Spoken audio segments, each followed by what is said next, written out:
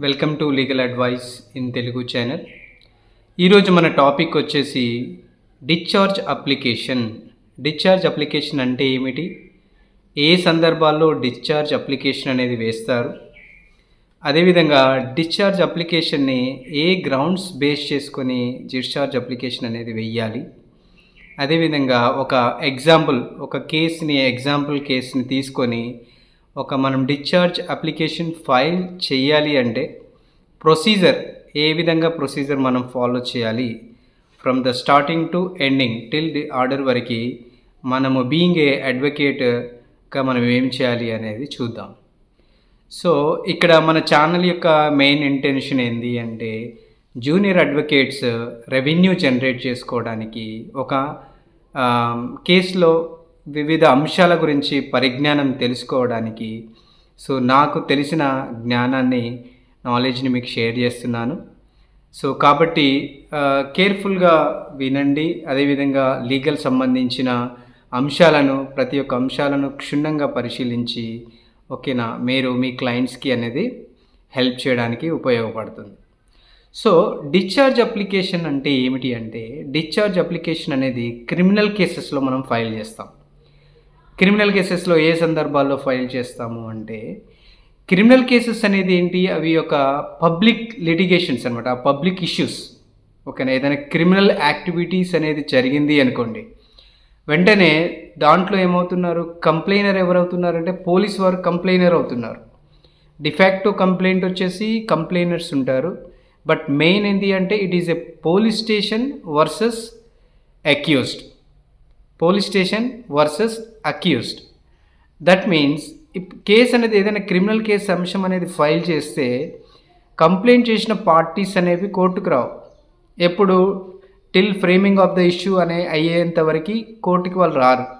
Only accused మాత్రమే ఫ్రీక్వెంట్గా court చుట్టూ తిరగాలి. అక్యూజ్డ్ అండ్ పోలీస్ వారు కోర్టు చుట్టూ మన ఎగ్జామినేషన్ కంప్లీట్ అయ్యేంత వరకు కోర్ట్ పేజెస్కి అటెండ్ అవ్వాల్సి ఉంటుంది.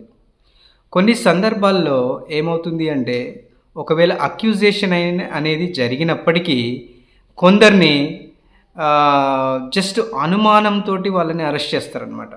కొందరిని there is no specific allegation on them. వాళ్ళ మీద ఎటువంటి అలిగేషన్స్ లేకపోయినా వీరు కూడా ఆ క్రిమినల్ యాక్టివిటీస్లో ఇన్వాల్వ్ అయ్యారు అని ఒకవేళ కంప్లైనర్ కనుక వాళ్ళ పేరుని యాడ్ చేసినట్టయితే, ఫర్ ఎగ్జాంపుల్ కొన్ని సందర్భాల్లో చూశారనుకోండి, 498 కేసెస్ అని చూస్తాం. 498 కేసెస్ అనగానే ఒక హస్బెండ్ అండ్ వైఫ్ సంబంధించిన ఇష్యూ, అది వరకట్న వేధింపులు కానీ something issue. It is a small issue between wife and husband.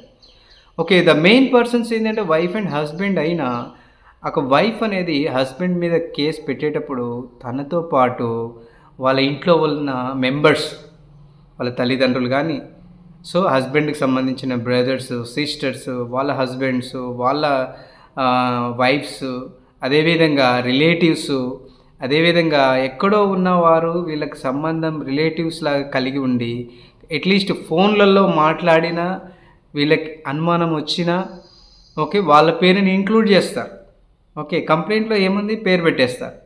పేరు పెట్టగానే పోలీసు వాళ్ళు ఏం చేస్తారు, ఇన్వెస్టిగేషన్ చేసి ఓకేనా, ఇన్వెస్టిగేషన్ ప్రాసెస్ ద్వారా సో ఆ అందరు అక్యూజ్ని okay, but you have not done any crime, but you are a part of that case. So నువ్వు ఒక క్రిమినల్గా నువ్వు అందులో కనిపిస్తున్నావు. సో అలాంటి సందర్భాల్లో ఈ అక్యూజ్డ్ ఓకే ఇర్రెలవెంట్, కేసుకి సంబంధం లేని వ్యక్తులు కానీ, కొన్నిసార్లు ఏమవుతుంది అంటే ఈవెన్ A1 కూడా అతని ఇష్యూ ఇన్వాల్వ్మెంట్ ఉండదు, అయినా కానీ కావాలని ఇంటెన్షనల్గా ఒకవేళ కంప్లైనర్ పెట్టారు అనుకోండి, సో మీకు ట్రయల్ కంప్లీట్ అయ్యేంత వరకు you have to suffer. Okay, the harassment happen okay among them. Okay, A1 కానీ అక్యూజ్ని అయితే A1 అంటారు, తర్వాత second అక్యూజ్ని A2, A1, A2, A3, A4 అలా సో ఆన్.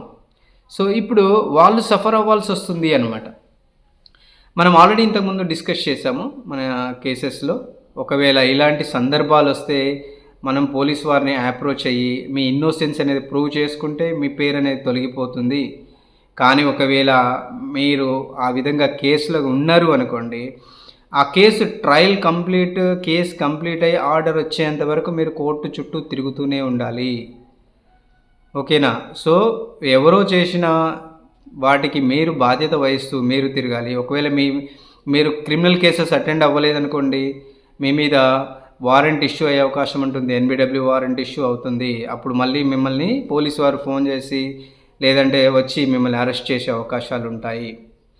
సో, అలాంటి సందర్భాల్లో కొందరు క్రైమ్ అనేది నేను చేయలేదు, క్రైమ్ అనేది ఇన్వాల్వ్‌మెంట్ అనేది నాకు ఆ కేసులో లేదు. సో, ఏ విధంగా నేను బయటపడాలి అని ఆలోచన వచ్చినప్పుడు మనకు దెర్ ఈజ్ 2 ప్రొవిజన్స్ ఉన్నాయి మనకి. ఒకటి ఏమో అదే సేమ్ కోర్ట్‌లో, అదే కోర్ట్‌లో మ్యాజిస్ట్రేట్ కోర్ట్‌లో కంప్లెయింట్ ఎక్కడైతే రైజ్ చేశారో అదే కోర్ట్‌లో మీరు డిశ్చార్జ్ అప్లికేషన్ అనేది ఫైల్ చేసుకోవచ్చు. లేదు అంటే హైకోర్టుకి వెళ్తే క్వాష్ పిటిషన్ అంటే ఆల్మోస్ట్ చాలామంది క్వాష్ అంటే తెలుసు. డిశ్చార్జ్ అనేది రేర్గా జరుగుతుంది. దానికి సంబంధించిన చాలా ప్రాసెస్ ఉంటుంది. ఆ ప్రాసెస్ అనేది మీరు నేర్చుకుంటే ఆ ప్రాసెస్ అనేది మీరు ఈజీగా చేయగలుగుతారు. సో, ఇప్పుడు ఒక జూనియర్ అడ్వకేట్ ఇప్పుడు ఫర్ ఎగ్జాంపుల్ దాంట్లో ఒక క్రిమినల్ కేసెస్లో చూశారనుకోండి, అందులో ఒక 10-12 మెంబర్స్ ఉంటారు.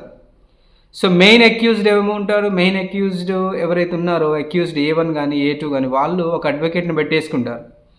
సో, వాళ్ళ అడ్వకేట్ ఎలాగా ఉన్నారు కదా, సర్లే కేసెస్ కంటిన్యూ అవుతున్నాయని చాలామంది ఏంటి ఇగ్నోర్ చేస్తుంటారు. ఓకేనా? సో, ఇప్పుడు ఆ మెయిన్ కేసు కాబట్టి మెయిన్ కేసు వాళ్ళు ఒకవేళ అక్యూజేషన్ అయిన వాళ్ళు పోలీసు వాళ్ళు ఎవిడెన్స్ చూపించిన తర్వాత వాళ్ళు కేసులో నుంచి బయటకు వచ్చే అవకాశం ఉండదు కాబట్టి డిశ్చార్జ్ పిటిషన్ అనేది వేయడం జరగదు. కొన్ని సందర్భాల్లో కొన్ని కేసెస్లో ఫాల్స్ కేసెస్లో వేయొచ్చు. ఒకవేళ మీ ఇన్వాల్వ్మెంట్ లేదు, ప్రాపర్ ఎవిడెన్స్ అనేది లేదు, మిమ్మల్ని ఎక్కడ కూడా ప్రాపర్గా అందులో మెన్షన్ చేయలేదు, మీ యాక్టివిటీస్ అందులో చూపించలేదు అనుకోండి, అప్పుడు చేయొచ్చు. But in case of like ఇప్పుడు ఒక 12 మెంబర్స్ ఉంటే 12 మెంబర్స్ సఫర్ అవ్వాల్సి వస్తుంది కదా. సో, అప్పుడు ఏంటంటే particular 2 members for example wife and husband ఉన్నారు, వాళ్ళ సిస్టర్ అండ్ బావగారు ఉన్నారు. ఓకేనా? వాళ్ళు కూడా ఇంకొక అడ్వకేట్ని కానీ లేకపోతే వేరే సేమ్ అడ్వకేట్ గారిని అప్రోచ్ చేసి, సార్ మా దగ్గర మీరు ఎవిడెన్స్ అనేది ప్రొవైడ్ చేయాలి. ఎవిడెన్స్ అనేది ప్రొవైడ్ చేసి మీరు డిశ్చార్జ్ అప్లికేషన్ మీరు ఫైల్ చేసుకుంటే మీరు కేసు అయ్యేంత వరకు తిరగాల్సిన అవసరం లేదు. డిశ్చార్జ్ అప్లికేషన్ మీరు ఫైల్ చేయగానే కోర్టు వారు మీకు సపరేట్ ట్రయల్ అనేది తక్కువ టైంలో ఒక సపరేట్ ట్రయల్ అనేది మీకు సపరేట్ ట్రయల్ రన్ అవుతుంది. ఆ సపరేట్ ట్రయల్లో మీ ఇన్నోసెన్స్ అనేది ప్రూవ్ చేసుకున్నారు అనుకోండి, వెంటనే మిమ్మల్ని ఆ కేసులో నుంచి పడేసే అవకాశం అనేది ఉంటుంది. సో, చాలామంది ఏం చేస్తుంటారు అంటే ఒకవేళ అందులో ఒక 10 మెంబర్స్ ఉన్నారనుకోండి, 10 మెంబర్స్ కలిపి డిశ్చార్జ్ పిటిషన్ అనేది ఫైల్ చేస్తారు. ఒకటే ఫైల్ చేస్తే అలా చేయకూడదు. ఒకవేళ మీకు అక్కడ మీరు యొక్క ఫస్ట్ డాక్యుమెంట్స్లో మీ ఇన్వాల్వ్మెంట్ అనేది ఇన్వెస్టిగేషన్లో ఎలా ప్రూవ్ అవుతుంది, దాన్ని బేస్ చేసుకొని మీరు ఇండివిజువల్గా ఇప్పుడు ఇద్దరు కలిపి ఒకటి లేదంటే సింగిల్గా ఇప్పుడు నేను ఒక్కడనే ఉన్నాను, నా మీద ఎలిగేషన్ అయింది అనుకోండి, నేను ఒక్కడిని డిశ్చార్జ్ ఫైల్ చేసుకుంటే నేను ఆ కేసులో నుంచి బయటపడిపోతాను. అదేవిధంగా ఒక వైఫ్ అండ్ హస్బెండ్ ఉన్నారు, వాళ్ళది ఇన్వాల్వ్మెంట్ లేదు, సో వాళ్ళు కూడా సపరేట్ డిశ్చార్జ్ పిటిషన్ అనేది ఎంతమంది ఉంటే అన్ని డిశ్చార్జ్ అప్లికేషన్స్ వేసుకోవచ్చు అనమాట. సో, ఎందుకంటే ఒకరికి డిఫరెన్స్ ఉంటుంది కదా కేసు ఇన్వాల్వ్మెంట్లో. అందరూ సేమ్ అఫెన్స్ అనేది చేసి ఉండరు.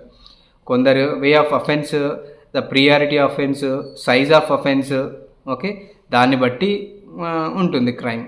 సో, కాబట్టి మీ అఫెన్స్ అనేది తక్కువగా ఉన్నప్పుడు మీరు వారికి మీరు డిశ్చార్జ్ అప్లికేషన్ అనేది ఫైల్ చేశారనుకోండి, వాళ్ళు ఆ కేసులో నుంచి బయటపడే అవకాశం ఉంటుంది.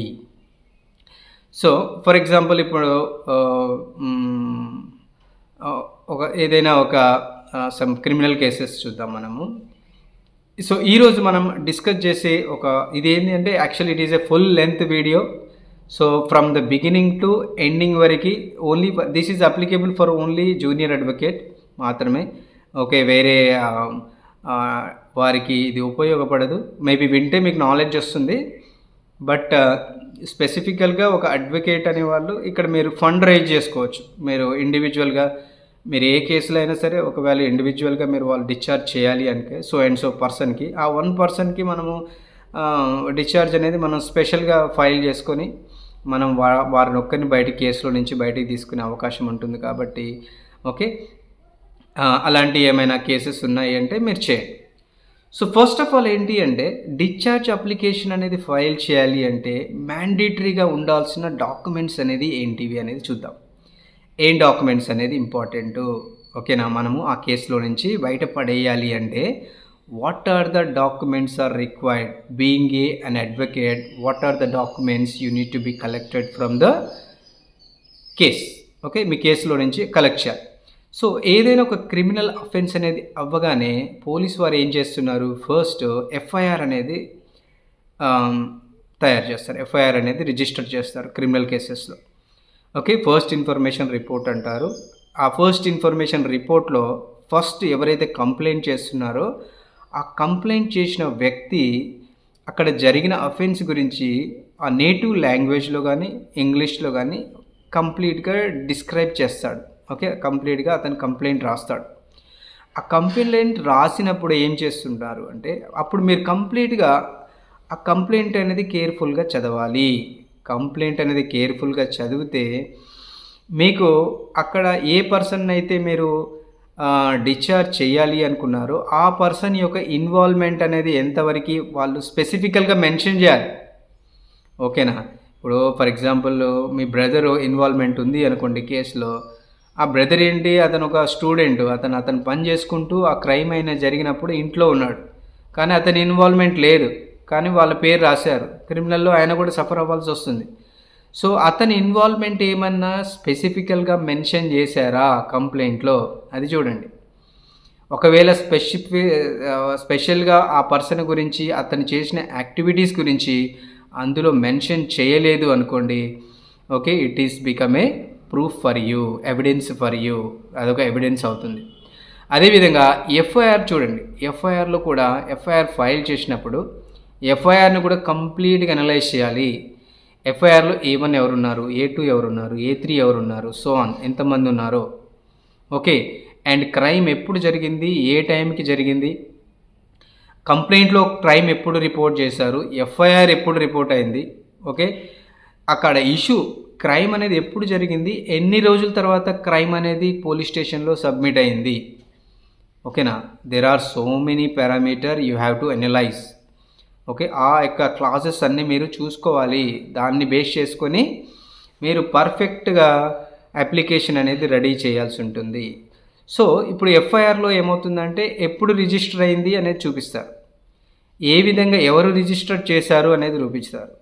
అదేవిధంగా ఏదైనా క్రిమినల్ యాక్టివిటీ అయింది అంటే అందులో ఎలాంటి వెపన్స్ వాడారు, వెహికల్స్ వాడారా, ఓకే, కార్లు వాడారా, వెపన్స్ లాంటి ఏదైనా పరికరాలు వాడారా, ఓకే, అవి చూడాలి, అవి ఏమేమి ఉన్నాయి. నెక్స్ట్ కంప్లైంట్ డిలే ఒకటి మనకు ఇష్యూ. కొన్నిసార్లు ఏమవుతుందంటే మన అఫెన్స్ ఒకసారి అవుతుంది, వీళ్ళు రిపోర్ట్ చేయడం చాలా రోజుల తర్వాత రిపోర్ట్ చేస్తారు. ఓకేనా, ఒక 15 days డిలే అయింది అనుకోండి, ఎవిడెన్సెస్ అన్నీ వెళ్ళిపోతాయి కదా, ఉండవు కదా. సో కాబట్టి ఆ డిలేని కూడా మనము యూజ్ చేసుకోవచ్చు డిశ్చార్జ్ అప్లికేషన్ అనేది ఫైల్ చేసేటప్పుడు. నెక్స్ట్ కంప్లైంట్ అని చదివిన తర్వాత పోలీస్ వారు కూడా ఆ కంప్లైంట్ని ట్రాన్స్లేట్ చేస్తారు.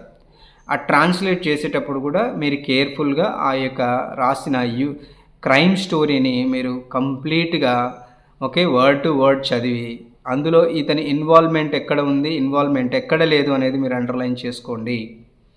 అండ్ వన్స్ ఎఫ్ఐఆర్ అనేది అయిన తర్వాత ఓకే, మేబీ ఒకవేళ గ్రీవియన్స్ అఫెన్స్ అయ్యి ఉండి కాగ్నైజబుల్ అఫెన్స్ అయ్యి ఉంటే వారిని అరెస్ట్ చేయడం అనేది జరుగుతుంది.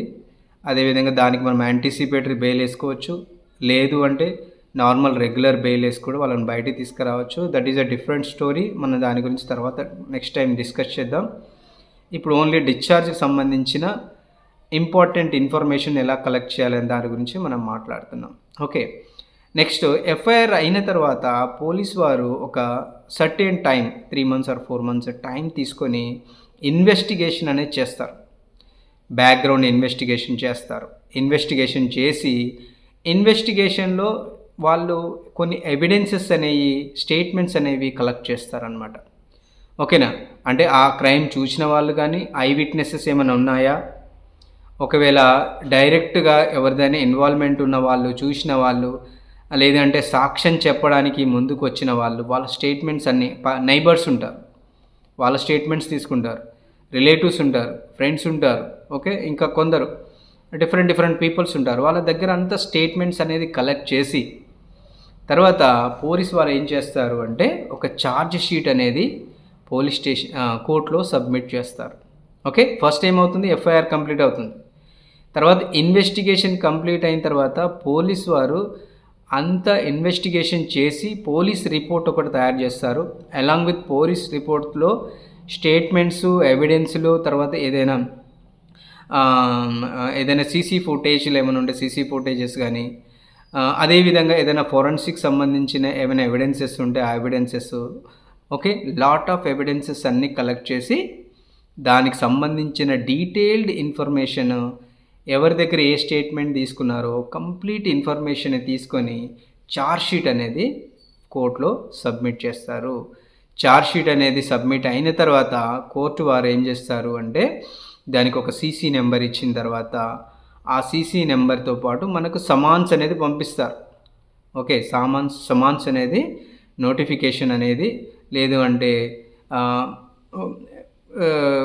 మన ఎవరైతే అక్యూజ్డ్ ఉన్నారో అక్యూజ్డ్కి ఇన్ఫర్మేషన్స్ అనేది ఇస్తారు. సో ఈరోజు మీరు కోర్టుకు అటెండ్ అవ్వండి అని అంటారు. మనము కోర్టుకు అటెండ్ అయిన తర్వాత ఫస్ట్ ఏమవుతుందంటే ఎంక్వైరీ స్టేజ్, సమాన్ స్టేజ్ ఉంటుంది, స్టమాన్ స్టేజ్ తర్వాత ఎగ్జామినేషన్ అనే స్టేజ్ ఉంటుంది. ఓకే, ఎగ్జామినేషన్ స్టేజ్లో కన్సర్న్ ఆ యొక్క మెజిస్ట్రేట్ గారు మిమ్మల్ని కొంచెం అడుగుతారు. ఒకవేళ మీరు కన్విక్ట్ అంటే మీరు అఫెన్స్ చేశారు, దాన్ని మీరు ఒప్పుకుంటున్నారా, మీ ఇన్వాల్వ్మెంట్ ఉందా అని ఒకవేళ మీరు మెజిస్ట్రేట్ గారు మిమ్మల్ని ఎగ్జామినేషన్ చేసినప్పుడు నేను చేశాను అని వాళ్ళు ఒప్పుకున్నారు అనుకోండి, A1 ఒప్పుకుంటే అందరినీ తీసుకెళ్ళి లోపలేయరు, అందరిని అడుగుతారు A1, A2, A3. ఎవరైతే కన్విక్టెడ్ అయ్యారో ఆ కన్విక్ట్ అయిన వాళ్ళకి ఏం చేస్తారు, వెంటనే దానికి సంబంధించిన పనిష్మెంట్ కానీ, ఇంప్రిజ్మెంట్ కానీ, జైలుకి పంపిస్తారు. ఒకవేళ మనది ఇన్వాల్వ్మెంట్ లేదు, నేను యాక్సెప్ట్ చేయలేదు, I want to defend my self, నేను నా గురించి డిఫెండ్ చేయాలి అనుకుంటున్నాను అనుకోండి, అప్పుడు ఏం చేస్తాము, లేదండి మేము మా ఇన్వాల్వ్మెంట్ అనేది లేదు, కావాలని it is a falsely implicated, కావాలని కేసులో మమ్మల్ని ఇరికించారు, నేను నా యొక్క ఇన్నోసెన్స్ అనేది నేను ప్రూవ్ చేసుకుంటాను, కాబట్టి నాకు ట్రయల్ చేసే అవకాశం ఇవ్వండి అని మనం మెజిస్ట్రేట్ గారిని అర్థిస్తే వారేం చేస్తారు అంటే వాడిని ట్రయల్కి పంపిస్తారు అన్నట్టు. సో టిల్ ఎగ్జామినేషన్ అయిపోయిన తర్వాత ట్రయల్ అనేది స్టార్ట్ అవుతుంది. ట్రయల్లో ఫస్ట్ ఎగ్జామినేషన్స్ ఉంటాయి, ఎగ్జామినేషన్ కాదు, మన ఫ్రేమింగ్ ఆఫ్ ద ఇష్యూస్ అంటారు. So framing of the issues criminal కేసెస్లో చూస్తే కంప్లైంట్ చేసిన వాడు రాడు మన కోర్టుకి. ఎవరు వస్తారు, అక్యూజ్డ్ మాత్రమే వస్తారు, వాళ్ళతో పాటు పోలీస్ వారు వస్తారు. ఎందుకంటే it is a public matter, okay, it is a nuisance or it is some criminal activities. కాబట్టి ఫస్ట్ పోలీస్ వాళ్ళు అనేవాళ్ళు కంప్లైనర్ లాగా ఉంటారు, అక్యూజ్డ్ లాగా ఉంటారు. ఓకే, ఎప్పుడు till framing of the issues అయ్యే టైంలో అప్పుడు వాళ్ళకి సమాన్స్ పంపించి వచ్చి మీ విట్నెసెస్, మీకు సంబంధించిన డీటెయిల్స్ ఎగ్జామినేషన్ పీపీ గారు అని ఉంటారు, పబ్లిక్ ప్రాసిక్యూటర్ అని, వారు ఏం చేస్తారు, ఫ్రేమింగ్ ఆఫ్ ద ఇష్యూస్ అనేది చేస్తారు. బట్ మనకు డిశ్చార్జ్ అప్లికేషన్ అనేది ఛార్జ్ షీట్ క్రిమినల్ ఫైల్ అయిన తర్వాత 60 days లోపల అండర్ BNSS ప్రకారము లిమిటేషన్ ఇచ్చారు. ఇంతకుముందు లిమిటేషన్ లేదు, క్రిమినల్ సిఆర్పిసిలో లిమిటేషన్ అనేది లేదు, దీంట్లో లిమిటేషన్ ఇచ్చారు. ఓకేనా, వెంటనే ఆ సో పీరియడ్ లోపల మీరు డిశ్చార్జ్ అనేది ఫైల్ చేసుకోవాలి అని. బట్ అది క్రిమినల్ ప్రొసీజర్లో ఏంటంటే మామూలుగా కేసెస్ అనేది 1 year 2 years depends on, okay, అందరినీ అక్యూజ్డ్ని మొత్తం చాలామంది అక్యూజ్డ్ కొందరు అబ్స్కాండ్ అవుతారు, సో వాళ్ళ ఇన్ఫర్మేషన్ ఉండదు. కాబట్టి పోలీస్ వాళ్ళు బ్యాక్గ్రౌండ్ వర్క్ అంతా ఎవిడెన్స్లు అన్నీ కలెక్ట్ చేసేసరికి కొన్నిసార్లు మంత్స్, కొన్నిసార్లు ఇయర్స్ అనేది కూడా పట్టే సమయం ఉంటుంది. కాబట్టి అది ప్రొలాంగ్ అవుతూ ఉంటుంది. సో ఆ ప్రొలాంగ్ అయ్యే టైంలో మీరు డిశ్చార్జ్ అప్లికేషన్ అనేది ఫైల్ చేసుకొని మీ ఇన్నోసెన్స్ అనేది మీరు ప్రూవ్ చేసుకుంటే మీరు ఆ కేసులో నుంచి బయటపడవచ్చు. లేదు అంటే at the end of the time trial అయిపోయిన తర్వాత వాళ్ళతో పాటు మీకు కూడా ఇంప్రిచ్మెంట్ కానీ లేదంటే ఫైన్ కానీ లేదంటే క్రిమినల్కి సంబంధించినవి మీరు భరించాల్సి వస్తుంది. దట్ అండ్ ఆల్సో ఎన్ని రోజులైతే కేసు రన్ అవుతుందో అన్ని రోజులు మీరు కోర్టుకి అటెండ్ అవ్వాలి. And that is a biggest harassment for you. So first మీరు కాబట్టి during the time framing of issue complete కాకముందు, ఎగ్జామినేషన్ అంతా కంప్లీట్ కాకముందే మీరు డిశ్చార్జ్ అప్లికేషన్ అనేది ఫైల్ చేయాలి. డిశ్చార్జ్ అప్లికేషన్ ఫైల్ చేయాలి అంటే మ్యాండేటరీ. మనకు సిఏఎస్ అని చెప్పాము మనం ఆల్రెడీ లాస్ట్ క్లాస్లో. సర్టిఫైడ్ అప్లికేషన్ కాపీస్ అని ఉంటాయి, సిఏ కాపీస్. మనము కోర్టులో సేమ్ కన్సర్న్ కోర్టు, మెజిస్ట్రేట్ కోర్టులో సెక్షన్ ఆఫీస్ ఉంటుంది. ఆ సెక్షన్ ఆఫీస్లో మీరు సర్టిఫైడ్ కాపీస్ అనేది తీసుకోవాలి. ఓకే, ఏమేమి సర్టిఫైడ్ కాపీస్ తీసుకోవాలి? ఓకే, ఆ కేసుకి సంబంధించిన డీటెయిల్ డాక్యుమెంట్స్ అంతా మీరు సర్టిఫైడ్ కాపీస్ అని ఫైల్ చేసి ఒక సేఫ్ సైడ్ ఒక 2-3 కాపీలు తీసుకొని పెట్టుకోండి. ఓకే, అందులో అప్లై చేసేటప్పుడు ఫస్ట్ మన complaint copy, FIR copy, charge sheet, statements, panchnama, ఏదైనా పంచనామా చేసి ఉంటే పంచనామా, ఏదైనా వెహికల్స్ని సీజ్ చేస్తే వెహికల్ సీజర్ మెమో. ఓకే, అదేవిధంగా ఇంకేమైనా అదర్ రికార్డెడ్ డాక్యుమెంట్స్ కానీ, ఫోరెన్సిక్ సంబంధించిన ఏమైనా ఎవిడెన్స్లు కానీ, ఫోటోగ్రాఫ్స్ కానీ, ఏవైతే కేసుకు సంబంధించినవి ఉన్నాయో అన్నిటినీ అందులో మీరు సిఏ కాపీస్లో మెన్షన్ చేసి ఫస్ట్ వాటిని ఒక 2 or 3 సెట్స్ అనేది తీసుకోవాలి. ఓకేనా, 2 or 3 సెట్స్ తీసుకోవాలి. ఇప్పుడు ఫర్ ఎగ్జాంపుల్ ఇప్పుడు క్రిమినల్ కేసు పెట్టారు, అందులో ఒకవేళ కంప్లైనర్ పోలీసు వాళ్ళు ఉంటారు, పోలీస్ స్టేషన్ ఉంటుంది. కంప్లైంట్ చేసిన వాడు ఒక్కడుండంటే ఓకే. ఒకవేళ 2, 3, 4 కంప్లైనర్ ఉన్నారనుకోండి. సో మీరు డిశ్చార్జ్ అప్లికేషన్ ఫైల్ చేయాలి అంటే ఫస్ట్ మీరు వాళ్ళకు నోటీసులు పంపించాల్సి వస్తుంది. అందరికీ నోటీసులు పంపించాలి. ఓకేనా, పోలీసు వాళ్ళకి అవసరం లేదు. పోలీసు వాళ్ళ తరపున పబ్లిక్ ప్రాసిక్యూటర్ గారు ఉంటారు, వారికి ఒక నోటీస్ ఇవ్వాల్సి వస్తుంది. అదేవిధంగా మిగతా డిఫాక్టో కంప్లైంట్స్ కూడా నోటీస్ ఇవ్వాల్సి వస్తుంది. దాన్ని మనం చూద్దాం, డీటెయిల్గా చూద్దాం ఎలా ఉంటుంది. ఓకే, వీడియో ఒకవేళ లెంత్ ఉన్నా కానీ మీరు స్కిప్ చేయకుండా చూడండి. చూస్తేనే మీకు కంప్లీట్ ఇన్ఫర్మేషన్ అర్థమవుతుంది. From the beginning to ending మొత్తం ఒక డిశ్చార్జ్ పిటిషన్ ఎలా ఫైల్ చేయాలనే దాని గురించి మనము ఈ వీడియోలో డిస్కస్ చేస్తున్నాం. కాబట్టి ప్రతి ఇన్ఫర్మేషన్ని జూనియర్ అడ్వకేట్ గారు ఓపికతో వినండి. ఓపికతో వింటే మీకు గుడ్ ఇన్ఫర్మేషన్ వస్తుంది. ఏమైనా డౌట్స్ ఉంటే మీరు కమెంట్ బాక్స్లో పెట్టండి, లేదంటే మన గ్రూప్లో మీరు పోస్ట్ చేయండి, దానికి నేను రిప్లై ఇస్తాను. సో ఇప్పుడు నేను ఒక ఎగ్జాంపుల్ కేస్ అనేది చెప్తాను, ఒక ఎగ్జాంపుల్ రన్నింగ్ కేస్ అనేది చెప్తాను. ఆ కేసుని ఎలా మనం డిశ్చార్జ్ చేయాలి, ఏ గ్రౌండ్ బేసిస్ చేసుకొని డిశ్చార్జ్ చేయాలి అనే దాని గురించి డిస్కస్ చేస్తాము. సో ఇక్కడ పోలీసు వారు and PP and also complainers and also accused, it is a even though it is a public matter, but I don't want to disclose their names. Okay, it is అంటే ఇది criminal అంటే it is a state government కాబట్టి it is a public issue. So any one can able to find the information, but I don't want to blame them. I don't want to use their names. Instead of their names, I will use accused 1, accused 2, complainer 1, complainer 2, de facto complainer అట్లా use చేస్తాను వాళ్ళ పేర్లు. మన డాక్యుమెంట్స్లో నేను కొన్ని documents provide చేస్తాను కదా, ఆ డాక్యుమెంట్స్లో మాత్రం నేమ్స్ ఉండవు.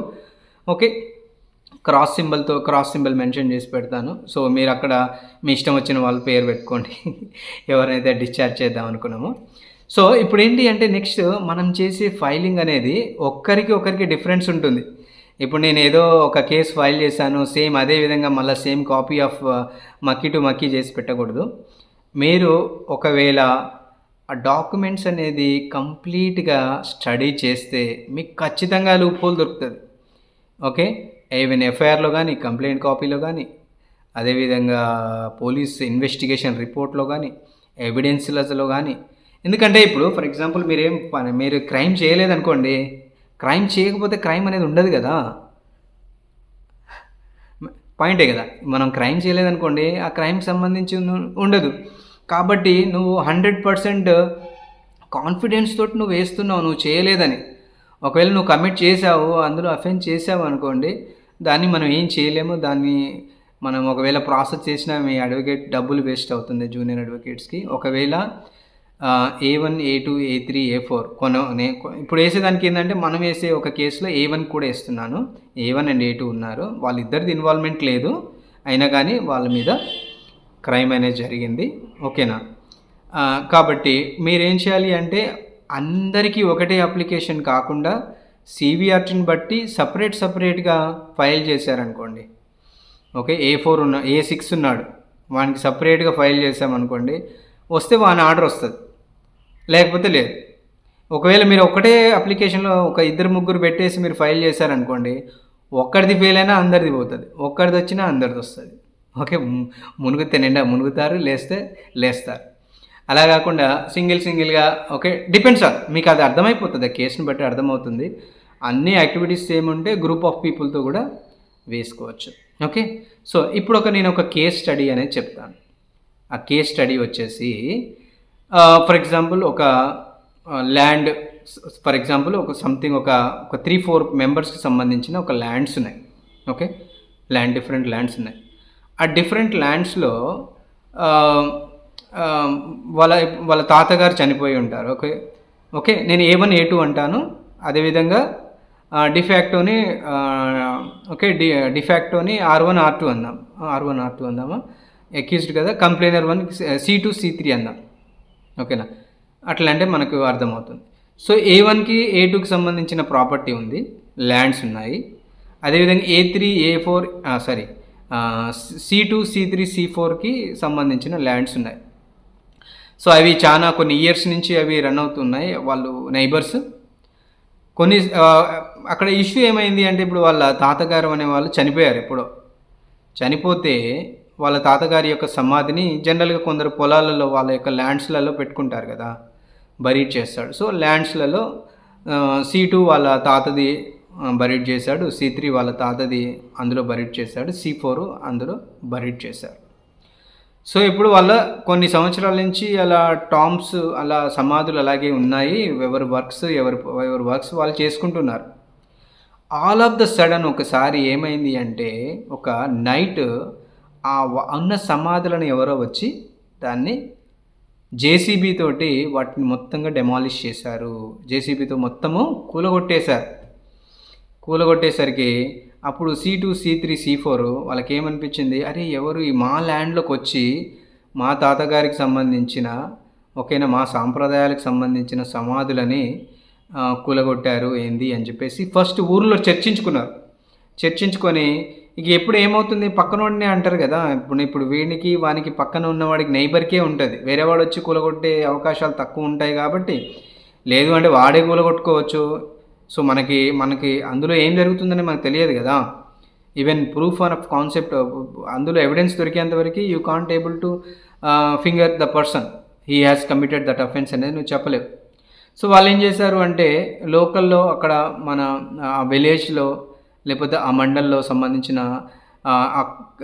క్యాస్ట్ కమ్యూనిటీకి సంబంధించిన వాళ్ళని పిలుచుకొని సో పర్సన్ వచ్చి ఇలా చేశాడు అని A1, A2, A3 మీద, A4 మీద అలిగేషన్ చేశారనుకోండి. అప్పుడు ఏం చేశారు, A1, A2, A3 చేయలేదు, కానీ పక్కన ఉన్నారు కాబట్టి వాళ్ళ మీద కేసు అనేది అవుతుంది. తర్వాత వాళ్ళు ఏం చేస్తున్నారు, మీరే చేశారని మాకు అనుమానంగా ఉంది, కాబట్టి మీరు చేసినందుకు మళ్ళీ వాటిని ఫ్రెష్గా కొత్తగా కట్టియండి, లేదంటే దానికి జరిగిన నష్టానికి మాకు కొంత డబ్బు ఇవ్వండి అని అడిగారు. కొంత డబ్బు ఇవ్వమని అడిగితే వీళ్ళు మాకు సంబంధం లేని దానికి మేమెందుకు డబ్బు ఇవ్వాలి, కాబట్టి మీరు ఏం చేసుకుంటారో చేసుకోపోండి అన్నారు. సో వాళ్ళు వెంటనే అక్కడ కన్సర్న్డ్ మండల్ పోలీస్ స్టేషన్కి వెళ్ళి ఈ విధంగా ట్రెస్ పాస్ అని ఉంటుంది, నా భూమిలోకి వచ్చి నాకు సంబంధించిన వాటిని ధ్వంసం చేశారు కాబట్టి పోలీస్ స్టేషన్లో వాళ్ళు కంప్లైంట్ ఇచ్చారు. అదేవిధంగా దానికి సంబంధించిన కొన్ని సెక్షన్స్ పెట్టేసి పోలీస్ స్టేషన్లో కంప్లైంట్ ఇచ్చారు. కంప్లైంట్ ఇవ్వగానే పోలీసు వారు ఏం చేస్తారు, ఎవరైతే వీళ్ళు అక్యూజ్డ్ అని వీళ్ళు బిలీవ్ చేస్తున్నారో అక్యూజ్డ్ వాళ్ళకి కాల్ చేసి పిలిచి ఫస్ట్ కౌన్సిలింగ్ ఇస్తారు, అక్కడ సెటిల్ అవ్వడానికి ట్రై చేస్తారు. కానీ అక్కడ వీళ్ళేమో ఎప్పటికీ ఒప్పుకోరు, మేము చేయలేదు, మాకు సంబంధం లేదని ఒప్పుకోరు. కాబట్టి పోలీసు వారు ఏం చేస్తారు, వెంటనే ఇన్వెస్టిగేషన్ ప్రాసెస్ చేస్తారు. ఆ కన్సర్న్ ల్యాండ్ దగ్గరికి వెళ్తారు, ఆ టామ్స్ దగ్గరికి వెళ్తారు, దానికి సంబంధించిన ఫోటోగ్రాఫ్స్ తీసుకుంటారు. ఎవరైతే ఎంటర్ అయ్యారో అక్కడికి సంబంధించిన ఏమైనా ఫోరెన్సిక్ ఎవిడెన్స్ ఏమైనా ఉంటే ఆ ఎవిడెన్స్ తీసుకుంటారు. అక్కడ ఏమైనా మెటీరియల్కి సంబంధించి ఏమైనా ఐటమ్స్ కూలగొట్టడానికి జేసీబీ అని చెప్పాము, ఏమైనా మెటీరియల్ ఎవిడెన్స్ కానీ, ఫోటో ఎవిడెన్సెస్ కానీ, సాక్షులు విట్నెసెస్ ఏమైనా ఉన్నాయో అవన్నీ కలెక్షన్ చేసిన తర్వాత వీళ్ళతో ఫస్ట్ ఎఫ్ఐఆర్ అనేది ఫైల్ చేసి, తర్వాత ఈ డీటెయిల్స్ అన్నీ తీసుకొని ఛార్జ్ షీట్ అనేది కోర్టులో ఫైల్ చేస్తారు. తర్వాత వీళ్ళకు కోర్టు నుంచి సమన్స్ వస్తాయి. కోర్టు నుంచి సమన్స్ వస్తే వీళ్ళు కోర్టులో ప్రొడ్యూస్ చేయాలి. వీళ్ళు ఏం చేస్తారు, they became a accused. What they will do? So compulsory they have to meet an advocate. ఒక అడ్వకేట్ని మీట్ అవి వాళ్ళ ప్రాబ్లం అనేది వాళ్ళకి ఎక్స్ప్లెయిన్ చేయాలి. అడ్వకేట్ గారు ఏం చేస్తారు, పరిశీలించి దాన్ని బట్టి సరే ఏదో ఒకటి మీకు చేస్తాను, ఫేవర్ చేస్తాను అని చెప్పేస్తారు. సో ఇక్కడ జరిగిన తర్వాత మనము ఆ కేస్ని అండర్స్టాండ్ చేస్తే అక్కడ మనకి ఏమి అర్థమైంది అంటే ఆ ఒక ఇన్వెస్టిగేషన్ రిపోర్టు, అదేవిధంగా కంప్లైంట్ కాపీ, అదేవిధంగా విట్నెస్ స్టేట్మెంట్స్ సంథింగ్ దానికి సంబంధించి రిలవెంట్ డాక్యుమెంట్స్ అన్నీ చూసిన తర్వాత అక్కడ మెన్షన్ చేసింది ఎఫ్ఐఆర్లో ఏం మెన్షన్ చేశారు అంటే దెర్ ఈజ్ నో డిలే అని మెన్షన్ చేశారు. 1 పాయింట్ డిలే లేదు అక్కడ అని మెన్షన్ చేశారు. కానీ అక్కడ కంప్లైంట్ కాపీలో ఏమవుతుంది అంటే అది ఫర్ ఎగ్జాంపుల్ ఒక 4/4/2022లో ఓకే 4th ఏప్రిల్ అయితే ఒక 15 days తర్వాత ఫస్ట్ ఏంటంటే లోకల్ కమ్యూనిటీ ఎల్డర్స్తో మాట్లాడుకొని దాన్ని ప్రొలాంగ్ చేసి ఆఫ్టర్ 15 days తర్వాత పోలీస్ కంప్లైంట్ లాడ్జ్ చేశారు. ఓకే, అది మనకు ఒక వెపన్గా పనికొస్తుంది. ఓకేనా? ఎందుకంటే మీరు వెంటనే ఆ క్రైమ్ అనేది అవ్వగానే మీరు కేసు పెట్టలేదు. ఓకే, అక్కడ మీరు కేసు పెట్టకుండా ఏమవుతుంది అంటే డిలే ఉంది. ఓకే, కంప్లైనర్ డిలే ఉంది కాబట్టి అది ఒక మనం ప్రూఫ్ కింద అండర్లైన్ చేసుకోవాలి. సో అక్కడ డిలే ఉంది, బట్ ఎఫ్ఐఆర్లో ఏం చేస్తారు అంటే ఎప్పుడు when it is completed and is there any delay అని ఒక కాలం ఉంటుంది. ఆ కాలంలో నో డిలే అని రాస్తారు వాళ్ళు. So that is the evidence. Okay, next ఒకవేళ వాళ్ళు ఏం చేశారు అంటే అది ఎప్పుడు మధ్యరాత్రి 1 గంటకు అయింది అనుకోండి, అప్పుడు అక్కడ ఆ టామ్స్ కూలగొట్టేటప్పుడు ఒక జేసీబీతో ఎవరో వచ్చి దాన్ని కూలగొట్టినప్పుడు అక్కడ ఐ విట్నెసెస్ అనేది లేవు. అదేవిధంగా ఏ జేసీబీతో అయితే వాళ్ళు దాన్ని ధ్వంసం చేశారో ఆ జేసీబీకి సంబంధించిన ఒక జేసీని సీజ్ చేయాలి కదా, దాన్ని సీజ్ చేస్తారు కదా. ఇప్పుడు వెహికల్ ఏదైనా యాక్సిడెంట్ అయితే దాన్ని సీజ్ చేస్తారు, జేసీబీ సీజ్ చేయాలి, అది వెళ్ళిపోయింది, అక్కడ ఎవిడెన్స్ లేవు, సో పర్సన్స్ లేరు. అదేవిధంగా నెక్స్ట్ ఈ పోలీస్ వాళ్ళు ఒకవేళ విట్నెసెస్ స్టేట్మెంట్స్ తీసుకునేటప్పుడు అక్కడ కూడా కొన్ని మిస్టేక్స్ ఉంటాయి. కొన్ని మిస్టేక్స్ ఏంటి అంటే వాళ్ళు మేబీ కావాలని కానీ లేకపోతే సంథింగ్ ఇన్ఫ్లుయెన్స్ అయ్యి కానీ అలా ఒకవేళ అక్యూజ్ని ఇబ్బంది పెట్టాలి అని కంప్లైనర్ కావాలని ఇంటెన్షనల్గా చేశారు అనుకోండి, అప్పుడు ఏం చేస్తారు, భయంతో కొన్ని ఇచ్చే ఇన్ఫర్మేషన్ అనేది ఇంప్రాపర్ ఇన్ఫర్మేషన్ ఉంటుంది. సో ఇక్కడ ఇంప్రాపర్ ఇన్ఫర్మేషన్ ఏంటి అంటే ఎవరైతే చనిపోయిన వాళ్ళ తాత ఉండో అతనే విట్నెస్ చెప్పినట్టు అందులో విట్నెసెస్ ఇచ్చారు మనకి. అతను చనిపోయాడు తాత, ఎవరిదైతే టామ్ ఉందో ఆ టామ్ దగ్గర వీళ్ళు స్టేట్మెంట్స్ అనేది తీసుకున్నారు. How it is possible, the person is already died, how can he give the statement కదా. సో అదేవిధంగా దాంట్లో ఇంకా మీరు కంప్లైంట్లు అనేది చదివితే మనకు డిశ్చార్జ్ గ్రౌండ్స్ అని వస్తుంది. అంటే డిశ్చార్జ్ అప్లికేషన్ అనేది చేయాలి అంటే మన సుప్రీంకోర్టు ఏం చేస్తుంది అంటే సుప్రీంకోర్టు అనేది కొన్ని కేసులను పరిశీలించిన తర్వాత తప్పుడు కేసులను హైకోర్టు దాకా దృష్టికి వెళ్తే ఆ తప్పుడు కేసులని ఇలా చేయకూడదు, ఇలా చేయాలి అని డైరెక్షన్ ఇస్తుంది. ఫర్ ఎగ్జాంపుల్ మీరు 498 కేసే చూసుకోండి. ఓకే, గృహహింస లేదంటే వరకట్న వేధింపుల కేసు చూస్తే ఇంతకుముందు ఏమయ్యేది అంటే ఒకవేళ ఆ లేడీ వెళ్ళి పోలీస్ స్టేషన్లో కంప్లైంట్ పెట్టగానే ఎంతమందిని అయితే ఉన్నారో అంతమందిని తీసుకెళ్ళి రిమైండ్లో పెట్టేసి పోలీస్ స్టేషన్లో ఇంప్రిజ్మెంట్లో అప్పచెప్పేవారు. వాళ్ళని అరెస్ట్ చేసి 14 రోజులు జ్యుడిషియల్ రిమైండ్లో ఉంచేవారు. జ్యుడిషియల్ రిమైండ్ అంటే పోయి పోలీస్ స్టేషన్లో ఉంటే ఎంత పరువు తక్కువ పని, ఎంత మెంటల్ హెరాస్మెంట్ అని అవుతుంది అంటే అది అనుభవించే వాళ్ళకే తెలుస్తుంది.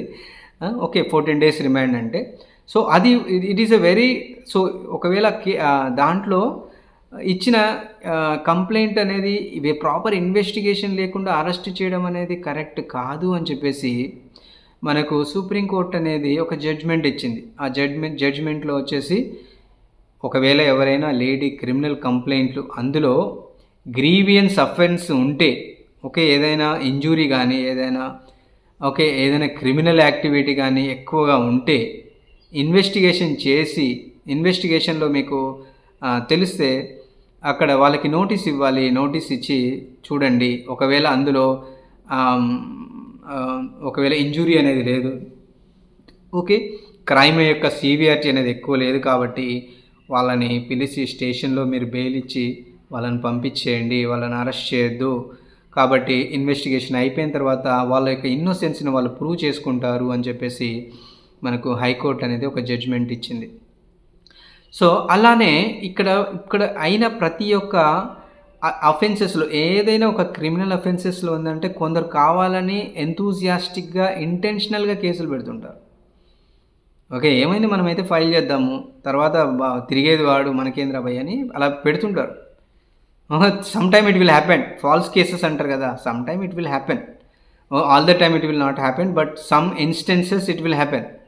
So we have to consider them. Okay, discharge application ఏంటంటే మనం ఫాల్స్ ఎలిగేషన్స్ అయిన వాళ్ళని మనము ఆ కేసులో నుంచి ఎలా బయటికి తీసుకురావాలి అనే ఒక ఉద్దేశంతో మనము ఈ యొక్క సెషన్ అనేది రన్ చేస్తున్నాం.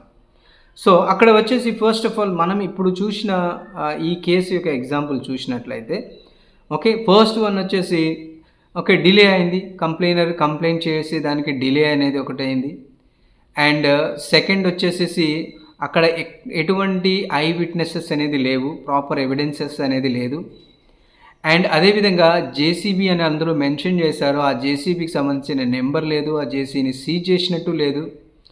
అదేవిధంగా అక్కడ ఆ ల్యాండ్ ఏదైతే ఉందో వాళ్ళు నాది అని చెప్పుకునే ల్యాండ్కి సంబంధించి పొసెషన్ సర్టిఫికేట్ లేదు, ల్యాండ్ డాక్యుమెంట్స్ లేవు, వాళ్ళ ల్యాండ్ డాక్యుమెంటే లేదు. ఇప్పుడు ఇది నా ల్యాండ్ అనేసి నేను కేసు పెడితే నా ల్యాండ్ అనేది నేను ప్రూవ్ చేసుకోవాలి కదా. ప్రూవ్ చేయనప్పుడు నువ్వు ట్రెస్పాస్ని నా మీద ఏ విధంగా ఫైల్ చేస్తావు? సో అతనికి ల్యాండ్కి సంబంధించిన ఓన్ డాక్యుమెంటేషన్ అనేది లేదు. ఓకే, అదేవిధంగా పోలీస్ వారు ఇన్వెస్టిగేషన్ చేసిన తర్వాత పోలీస్ వారు ఒక చనిపోయిన వ్యక్తి యొక్క విట్నెస్ ఎలా తీసుకున్నారు అంటే వాళ్ళు కంప్లైంట్ చేసినప్పుడు కంప్లైనర్ ఎవరైతే మీకు స్టేట్మెంట్ తీసుకుంటుంటే ఆ స్టేట్మెంట్ ఎవరు ఇచ్చారు అనేది మీకు తెలియదా? ఒక చనిపోయిన వ్యక్తి ఎలా ఇస్తారు అన్నప్పుడు మీరు ఆయన చనిపోయినట్టు అతని డెత్ సర్టిఫికేట్ సంపాదించాలి. ఓకే, లేదంటే విట్నెసెస్లు, సో ఇప్పుడు సో అండ్ సో పర్సన్ చనిపోయారని అక్కడ నైబర్స్ చెప్తారు కదా, వాళ్ళని విట్నెసెస్గా తెచ్చి డిఫెండెంట్ విట్నెసెస్ మనం ప్రొడ్యూస్ చేయాలి. ఓకే, అవన్నీ ఒక అప్లికేషన్ అనేది మొత్తం ఫస్ట్ గ్యాదర్ చేసుకోవాలి అనమాట. Okay, FIR copy, police report, panchnama, charge sheet, అదేవిధంగా సీజర్ మెమో, ఓకే, అదేవిధంగా all the related documents which ever benefited for our case. మన కేసుకి ఏదైతే బెనిఫిట్ అవుతుందో ఆ డాక్యుమెంట్స్ అన్నిటినీ కలెక్ట్ చేసుకోండి. కలెక్ట్ చేసుకున్న తర్వాత మీకు ఆల్రెడీ కేసు అనేది రన్ అవుతుంది, ఎగ్జామినేషన్ కంప్లీట్ కాకముందే మీరు దాన్ని ఫైల్ చేయాలి. ఓకేనా? సో అదేవిధంగా మీకు గ్రౌండ్స్ అనేది తెలిసింది, ఏ గ్రౌండ్ దాంట్లో ఏమేమి గ్రౌండ్స్ ఉన్నాయని మనం గ్రౌండ్ ఫైండ్ అవుట్ చేసాం. సో దానికి ఒక క్రిమినల్ అప్లికేషన్ ఫామ్, ఒక పిటిషన్ అనేది ఒక అప్లికేషన్ రెడీ చేసుకోండి. రెడీ చేసుకొని ఆ పార్టీకి సంబంధించిన డీటెయిల్స్, కేస్ డీటెయిల్స్, మీరు ఏ గ్రౌండ్ కింద మీరు కోర్టు వారిని ఆశ్రయిస్తున్నారో ఆ గ్రౌండ్స్ అన్నిటిని లిస్ట్ అవుట్ చేయండి. గ్రౌండ్స్ అన్ని లిస్ట్ అవుట్ చేసి ఒక పిటిషన్, ఒక అప్లికేషన్ అనేది మనం రెడీ చేసుకున్నాం. ఒక అప్లికేషన్ రెడీ అయిపోయింది మన డాక్యుమెంట్. ఓకే, ఒక అప్లికేషన్ రెడీ అయింది.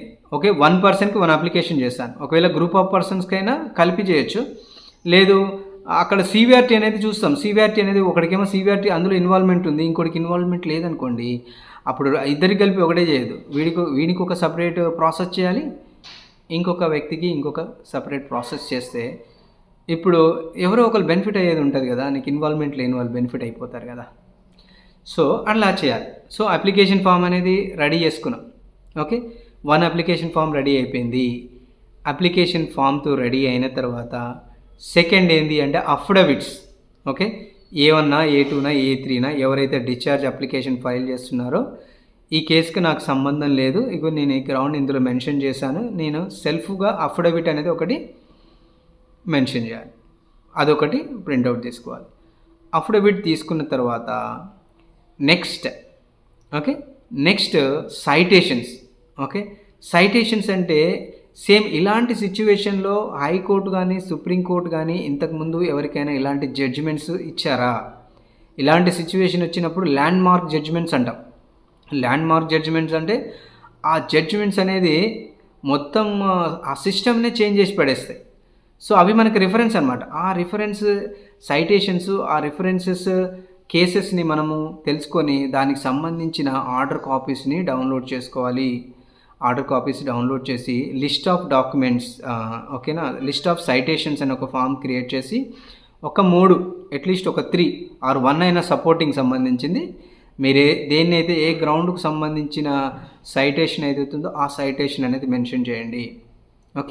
తర్వాత లిస్ట్ ఆఫ్ డాక్యుమెంట్స్ అంటే ఏముంటాయి? ప్రూఫ్స్. మనకి ఏమేమి డాక్యుమెంట్స్ ఉన్నాయి? ఎఫ్ఐఆర్ కాపీ ఒకటి, సర్టిఫైడ్ కాపీస్ పెట్టాలి, జిరాక్స్లు పెడుతున్నాడు అది. Certified copies, FIR copy, police report, panchnama, seizure memo, charge sheet, witness statements. అది ఒక సెట్ తయారు చేసుకోండి. సెట్ తయారు చేసుకున్న తర్వాత ఫస్ట్ మీరు ఏం చేయాలి అంటే, మీరు డిశ్చార్జ్ అప్లికేషన్ అనేది మీ కేసులో ఫైల్ చేయాలి అంటే ఫస్ట్ మీరు ఒక సెట్ అనేది ముందు పబ్లిక్ ప్రాసిక్యూటర్ గారికి ఇవ్వాలి. మీరు ఒక సెట్ మొత్తాన్ని పబ్లిక్ ప్రాసిక్యూటర్కి ఇచ్చేటప్పుడు పబ్లిక్ ప్రాసిక్యూటర్కి ఒక అప్లికేషన్ ఫామ్ అనేది ఫిలప్ చేయాలి, ఒక అప్లికేషన్ అనేది చేయాలి. చేసి అందులో మీరు ఈ డిశ్చార్జ్ అప్లికేషన్ నాది ఏమీ లేదు, నేను ఒక డిశ్చార్జ్ అప్లికేషన్ ఫైల్ చేస్తున్నాను, మీరు ఈ డిశ్చార్జ్ అప్లికేషన్కి మాకు కోఆపరేట్ చేయండి, మీకు ఈ డాక్యుమెంట్స్ అన్నీ మీకు ఒరిజినల్ డాక్యుమెంట్స్ అన్నీ మీకు ఒక కాపీ ఇష్యూ చేస్తున్నాము అని చెప్పేసి ముందుగానే ఆ క్రిమినల్ ఫైల్ చేయకముందే ఆ కన్సర్న్ అంటే ఆ మెజిస్ట్రేట్ దగ్గర వర్క్ చేసే పబ్లిక్ ప్రాసిక్యూటర్ గారికి ఒక కాపీ ఇచ్చేసి వాళ్ళు ఆ కాపీ తీసుకున్నట్టు మనం ఇచ్చిన అప్లికేషన్లో ఒక సిగ్నేచర్ అనేది పెట్టించుకోవాలి. సో 1 కాపీ మనం అక్కడ ఇచ్చేస్తాము. వాళ్ళు ఒక అప్లికేషన్ ఫామ్ వాళ్ళకి ముట్టినట్టు నోటీస్ అనేది పీపీ గారికి ముట్టినట్టు ఒక ప్రొఫార్మా తయారు చేసి దాంట్లో వాళ్ళ సిగ్నేచర్ ఏ డేట్ అయితే ఇచ్చామో ఆ డేటు, అదేవిధంగా వారి సిగ్నేచర్ ముట్టినట్టు వాళ్ళ సిగ్నేచర్ తీసుకోవాలి. సో పీపీ గారిది ఇవ్వాల్సింది అయిపోయింది. నెక్స్ట్ ఏం చేయాలి? అందులో కంప్లైంట్ చేసిన వాళ్ళు పోలీస్ వాళ్ళ తరపున పీపీ గారు ఉన్నారు, పబ్లిక్ ప్రాసిక్యూటర్ గారు. మళ్ళీ ఇంకా మిగతా వాళ్ళు ఉన్నారు కదా కంప్లైనర్స్, వాళ్ళకి ఏం చేయాలి అంటే వాళ్ళకు ఓన్లీ ఒక కంప్లైంట్ కాపీ పిటిషన్ ఒక్కటి పెడితే సరిపోతుంది. వాళ్ళకు ఒక పిటిషన్ అనేది మీరు రెడీ చేసిన discharge application petition along with, so ఇందులో నా కేసు ఇన్వాల్వ్మెంట్ లేదు కాబట్టి నేను నా ఇన్నోసెన్స్ అనేది ప్రూవ్ చేసుకుంటున్నాను, కాబట్టి నేను ముందుగా ఈ మీకు ఇన్ఫర్మేషన్ తెలియజేస్తున్నాను అని ఒక కవరింగ్ లెటర్ అనేది రాసి ఎలాగో మనకి పోలీస్ కంప్లైంట్లో చార్జ్షీట్లో వాళ్ళ అడ్రస్ ఉంటుందిగా, ఆ అడ్రస్కి మీరు స్పీడ్ పోస్ట్ కానీ ఏ విధంగా అయినా వాళ్ళకు అది ముట్టేలాగా పంపించాలి. ఎంతమంది డిఫాక్టో ఉన్నారో అంతమంది పెట్టాలి. ఫర్ ఎగ్జాంపుల్ 2 ఉన్నారు అందులో, లేకపోతే 5 మెంబర్స్ ఉన్నారనుకోండి, 5 మెంబర్స్కి 5 కాపీస్ పెట్టాలి. ఒక్కరుంటే 1 కాపీ పెట్టండి, 3 ఉంటే 3 కాపీలు పెట్టండి. స్పీడ్ పోస్ట్ ద్వారా పంపించండి. పంపించినప్పుడు మీకు ఆన్లైన్లో ట్రాక్ అవుతుంది కదా స్పీడ్ పోస్ట్, అందులో కూడా మీకు కన్సర్న్ లెటర్, అక్నాలెడ్జ్మెంట్ లెటర్ ఉంటుంది, అది కూడా పెట్టారనుకోండి. అక్నాలెడ్జ్మెంట్ వాళ్ళు తీసుకున్నట్టు, రిసీవ్ చేసుకున్నట్టు మనకు అక్నాలెడ్జ్మెంట్ వస్తుంది. ఓకేనా? మీరు పంపించినప్పుడు ఒక రిపోర్ట్ ఉంటుంది, ట్రాకింగ్ ఇన్ఫర్మేషన్ ఉంటుంది, అందినట్టు మనకు వస్తుంది. సో వాటిని కూడా మీరు ప్రింట్అవుట్ తీసుకోండి. ప్రింట్అవుట్ తీసుకుంటే that is also evidence. First మనం ఏం చేస్తున్నాం, పీపీ గారికి ఒకటి ఇచ్చాము, అదేవిధంగా డిఫాక్టో కంప్లైంట్స్ కూడా నోటీసులు పంపించాము. పంపించిన తర్వాత నెక్స్ట్ మీరు ఫైల్ చేయాలి అంటే అన్నిటినీ దెర్ ఈజ్ 2 ప్రొవిజన్స్ ఉన్నాయి. 2 రకాలుగా మీరు చేయొచ్చు. ఎప్పుడు అంటే మీ బెంచ్ ఏదైతే రోజు వస్తుందో ఆ డేట్ వచ్చిన రోజు పేజీ డేట్ వచ్చినప్పుడు ఆ సెట్ మొత్తం తీసుకెళ్ళి అక్కడ మన సెక్షన్ వాళ్ళకి ఇచ్చేస్తే, బెంచ్కి ఇచ్చేస్తే ఆ బెంచ్ వాళ్ళు చూసుకొని ప్రాసెస్ స్టార్ట్ చేస్తారు. అండ్ అలా కాకుండా మనకు సెక్షన్ ఆఫీస్ ఉంటుంది. ప్రియర్ డేట్ రాకముందే సెక్షన్ ఆఫీస్లోకి వెళ్ళి, సార్ నేను ఇది ఫైల్ చేస్తున్నాను, డిశ్చార్జ్ ఫైల్ చేస్తున్నాను, క్రిమినల్ ఎంపీ ఫైల్ చేస్తున్నాను, దానికి ఒక క్రిమినల్ ఎంపీ నెంబర్ ఇవ్వండి, నా దగ్గర ఈ డాక్యుమెంట్స్ ఉన్నాయి అదేవిధంగా దాంతోపాటు ఒక మెమో కూడా ప్రొడ్యూస్ చేయాలి. మెమో ఏంటి అంటే ఆ పబ్లిక్ ప్రాసిక్యూటర్ గారికి మనం పంపించినట్టు మెమో, అదేవిధంగా దానికి ఒక అఫిడవిట్, అండ్ దాంతోపాటు మనము పీపీ గారి దగ్గర సిగ్నేచర్ తీసుకున్న ఆ కాపీని కూడా మనము జత చేయాలి. అదేవిధంగా ఇంకొక మెమో ఏంటి అంటే డిఫాక్టో కంప్లైంట్స్ కూడా ఆ మెమో అందినట్టు మనకు ఎవిడెన్సెస్ ఉంటే దానికి ఒక మెమో రెడీ చేసేసి ఆ మెమో కూడా పెట్టి ఐదర్ బెంచ్ మీద కానీ లేదు అంటే సెక్షన్ ఆఫీస్లో ఇవ్వండి. ఒకవేళ మీరు పీపీ గారు మీకు అందుబాటులో లేరు అనుకోండి, ఒకవేళ ఆ డిఫాక్టో కంప్లైంట్స్ మీకు అందుబాటులో లేరు అనుకోండి, మీరు పర్సనల్గా పంపించవచ్చు. లేదు అంటే కోర్టు దగ్గర కూడా ప్రాసెస్ ఉంటుంది. కోర్టు వారు కూడా సమన్స్ పంపిస్తారు. కొందరు జనాలు ఏంటంటే అడ్వకేట్ పంపించినా రెస్పాండ్ అవ్వరు.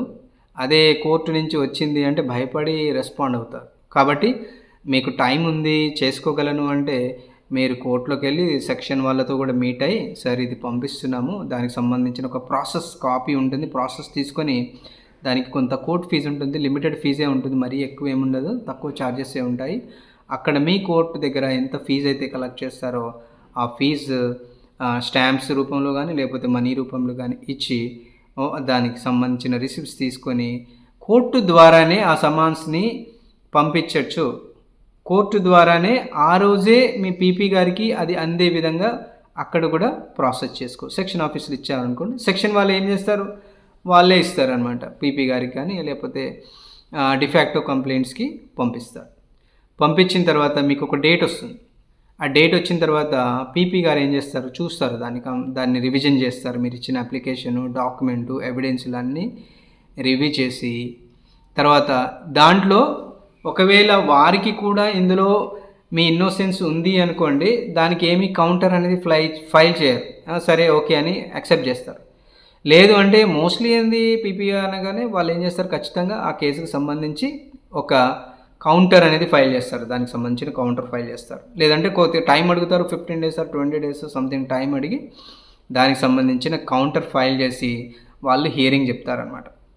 సో మీరు దాంతోపాటు ముందుగానే ఏం చేయాలి అంటే ఆర్గ్యుమెంట్స్ కూడా మీరు రెడీ చేసుకోండి. రిటర్న్ ఆర్గ్యుమెంట్స్ కూడా రెడీ చేసుకోవాలి. రిటర్న్ ఆర్గ్యుమెంట్ రెడీ చేస్తే ఎప్పుడైతే మనం వాళ్ళు హియరింగ్ చెప్పారో మనకు మెజిస్ట్రేట్ గారు మిమ్మల్ని కూడా హియరింగ్ చెప్పమనగానే వెంటనే మనం కూడా రిటర్న్ ఆర్గ్యుమెంట్స్ అనేది ఫైల్ చేయొచ్చు. అదేవిధంగా మీరు ఓరల్గా కూడా చెప్పొచ్చు. కాబట్టి better to file return argument along with oral కూడా చెప్పండి. ఓకే, ఓరల్గా చెప్పుతూ, అంటే ఓరల్ అంటే మనం ఒక 10 minutes మాట్లాడలేము, 4 minutes మాట్లాడలేము అనుకోండి. దాంట్లో ఉన్న టోటల్ ఇన్ఫర్మేషన్ని షార్ట్గా చేసుకొని షార్ట్గా నోట్ రాసుకొని మనం అక్కడికి వెళ్ళి ఆర్గ్యుమెంట్ అనేది చెప్పాము అనుకోండి. అప్పటికి మనం అప్లికేషన్ పెట్టాము, పీపీ గారికి ఇచ్చాము, డిఫాక్టో కంప్లైంట్కి ఇచ్చాము. సో వాళ్ళు కౌంటర్ వేసేటప్పుడు వాళ్ళు కూడా వాళ్ళ ఎవిడెన్సెస్ అయితే ఉన్నాయో కంప్లైనర్ పిలిచి వాళ్ళ ఎవిడెన్స్ ప్రొడ్యూస్ చేసుకుంటూ వాళ్ళు చేస్తారు. ఎందుకంటే పొజిషన్ లేదు అక్కడ, వాళ్ళ ఓన్ ల్యాండే కాదు, అయినా కానీ వాళ్ళు మన మీద కేసు వేస్తే మనం ఎట్లా ఊరుకుంటాం కదా. సో వాళ్ళు కూడా కొన్ని ఎవిడెన్సెస్ అనేది ప్రొడ్యూస్ చేసి వాళ్ళు కూడా త్రూ ఏపీపీ పబ్లిక్ ప్రాసిక్యూటర్ ద్వారా వాళ్ళు కూడా కౌంటర్ చేస్తారు. ఆ కౌంటర్కి కూడా మనం కూడా హియరింగ్ చెప్పాలి. ఓకే, మనకు సంబంధించిన ఆర్గ్యుమెంట్స్ డేట్ ఇస్తారు. లేదు అంటే ఆర్గ్యుమెంట్ డేట్ ఇచ్చినప్పుడు రిటర్న్ ఆర్గ్యుమెంట్ ఫైల్ చేయండి, తర్వాత ఓరల్ ఆర్గ్యుమెంట్ చెప్పగానే అప్పటికి being in an advocate your work is done. So అప్పుడు తర్వాత మెజిస్ట్రేట్ గారు ఏం చేస్తారు, పరిశీలిస్తారు, పబ్లిక్ ప్రాసిక్యూటర్ వాళ్ళతో పరిశీలించి అందులో నిజంగానే మీకు సంబంధించి ఎటువంటి ఇన్వాల్వ్మెంట్ అనేది లేదు అనేది వారికి అర్థమైంది అనుకోండి, chances there may be chances. చాలామంది ఏం చెప్పారు అంటే 90% సక్సెస్ అవుతుంది, 10% సక్సెస్ అవుతుంది అంటారు. బట్ నేనేం బిలీవ్ చేస్తున్నాను అంటే మనం ఇచ్చే ఎవిడెన్స్ని బట్టి ఆధారం ఉంటుంది. కాబట్టి నువ్వు చేయలేదు అనేది నీ మనస్సాక్షికి తెలుసు. కాబట్టి నీకున్న ఒక ప్రొవిజన్ ఉన్నది, హైకోర్టులో వెళ్ళి వేసే బదులు ఈ ప్రొవిజన్ హైకోర్టులో కూడా సేమ్ ఇదే ప్రాసెస్ ఉంటుంది. మీరు స్క్వాష్ చేయాలి అంటే ఇదంతా చేయాలి, సేమ్ టు సేమ్. కాబట్టి మీరు లోకల్గా ఉండి మీ మెజిస్ట్రేట్ దగ్గరే ఆ ఇష్యూ రిజాల్వ్ చేసుకుంటే కోర్టు వారు దాన్ని క్షుణ్ణంగా పరిశీలించి దానికి మీకు ఒక సపరేట్ ఆర్డర్ అనేది ఇస్తారు. ఆర్డర్లో ఏం చేస్తారు, టూ ఆప్షన్, మిమ్మల్ని ఆ కేసులో నుంచి నిర్దోషిగా తొలగించడం, లేదు అంటే మీ ఇన్వాల్వ్మెంట్ ఉంది కాబట్టి ఫర్దర్ ట్రయల్కి వెళ్ళండి, ట్రయల్లో పూర్తి కంప్లీట్గా ట్రయల్ ప్రాసెస్ అయిన తర్వాత దీని మీద ట్రయల్ ప్రాసెస్ అయిన తర్వాత చూద్దాము అని చెప్పేసి మీరు చేసిన అప్లికేషన్ని రిజెక్ట్ చేసే అవకాశం ఉంటుంది. See coin, there is a coin two sides ఉంటాయి. Maybe it is a possible or it is a impossible, maybe it is a correct or it is incorrect. Okay, it may be success, it may be failure. ఓకేనా, ఒకవేళ success and failure అయినా ఏం కాదు. ఒకవేళ మీరు అక్కడ మీకు order మీకు కరెక్ట్ రాలేదు అనుకోండి, మెజిస్ట్రేట్ కోర్టులో మీకు ఆర్డర్ రాలేదు అనుకోండి, వెంటనే మరి మీరు పక్కన ఉన్న సెషన్ కోర్టులో కూడా మీరు రివిజన్ పిటిషన్ వేయాలి. దాని మీద రివిజన్ పిటిషన్ వేయాలి. రివిజన్ పిటిషన్ వేస్తే అక్కడ మేబీ అక్కడ మీకు ఫేవర్ అవ్వచ్చు కదా. Okay, both are in the same place. Okay, if it is not got any favourable and in the lower court, then maybe your the prestigious కోర్టులో మీకు ఒకవేళ వారు పరిశీలించిన తర్వాత వారి అభిప్రాయం ప్రకారము మీది తప్పు లేదు, మీది ఇన్నోసెన్స్ అనేది వారికి అనిపించింది అనుకోండి, సెషన్ కోర్ట్ వాళ్ళలో కూడా మనము అక్కడి నుంచి కూడా కేసులో నుంచి బయటపడే అవకాశం ఉంటుంది. సో కాబట్టి జూనియర్ అడ్వకేట్స్ అనేది చాలా కేర్ఫుల్గా కేసెస్ని హ్యాండిల్ చేయాలి. సో ఇప్పుడు ఇది రియల్గా మనం ఎలా ఫైల్ చేయాలి ఏంది అనేది మనము స్లైడ్స్లో అండ్ అదేవిధంగా డాక్యుమెంట్లు చూద్దాం. వాట్ ఈస్ డిశ్చార్జ్ అప్లికేషన్ అంటే ఏంటి, what are the relevant sections, okay, అదేవిధంగా స్టేజ్ ఆఫ్ ఫైలింగ్, ఎప్పుడు మనం ఫైలింగ్ చేయాలి, and ground for discharge, okay, ఏ గ్రౌండ్ బేస్ చేసుకొని మనం డిశ్చార్జ్ ఫైల్ చేయగలం, inherent power of the courts, కోర్టుకున్న ప్రత్యేకమైన powers, inherent power of the courts, and discharge application filing procedure, okay, ఎలా డిశ్చార్జ్ చేస్తాము ప్రొసీజర్, అదేవిధంగా how to process in the కోర్ట్లో మనము ఎలా ప్రాసెస్ చేస్తాము దాని గురించి డిస్కస్ చేద్దాం. సెక్షన్లో ఏ విధంగా రిజిస్టర్ చేయాలని దాని గురించి guys, this is the disclaimer for YouTube legal tutorial. So this video is created solely for educational and training purpose to guide the junior advocate on the procedure of filing a discharge application in criminal cases. Okay, the case materials used here in dummy example prepared for illustration. Name of the parties, police stations and locations are withheld announced to avoid disclosure of any personal information. Okay, this video does not constitute legal advice for any specific case individual. First of all, what is discharge application? Definition చూసినట్లయితే, a discharge petition is an application filed by the accused before the trial court seeking release from the criminal charges before framing of the charges on the ground that material collected by the prosecution is insufficient to proceed with the trial. So ఇది discharge application ఏంది అంటే, ఒకవేళ insufficient proofs, insufficient information, falsely allegations ఏమైనా ఉన్నా accused ఎవరైనా సరే discharge application before framing of the issue దీన్ని file చేసుకునే అవకాశం ఉంటుంది. Okay, and even if all the prosecution material is accepted as a true, it does not make out any offence against you, hence you should be discharged. ఒకవేళ prosecution వాళ్ళు అందులో ఉన్న ప్రతిదీ correct అని ప్రూవ్ చేసినా కానీ, A1, A2, A3 వాళ్ళకి prove చేసినా కానీ, ఓకే, మీ ఇన్వాల్వ్మెంట్ లేదు అన్నప్పుడు మీరు ట్రయల్లో మిమ్మల్ని మీరు ప్రూవ్ చేసుకోవచ్చు, అప్పుడు మీరు డిశ్చార్జ్ అయ్యే అవకాశం ఉంటుంది.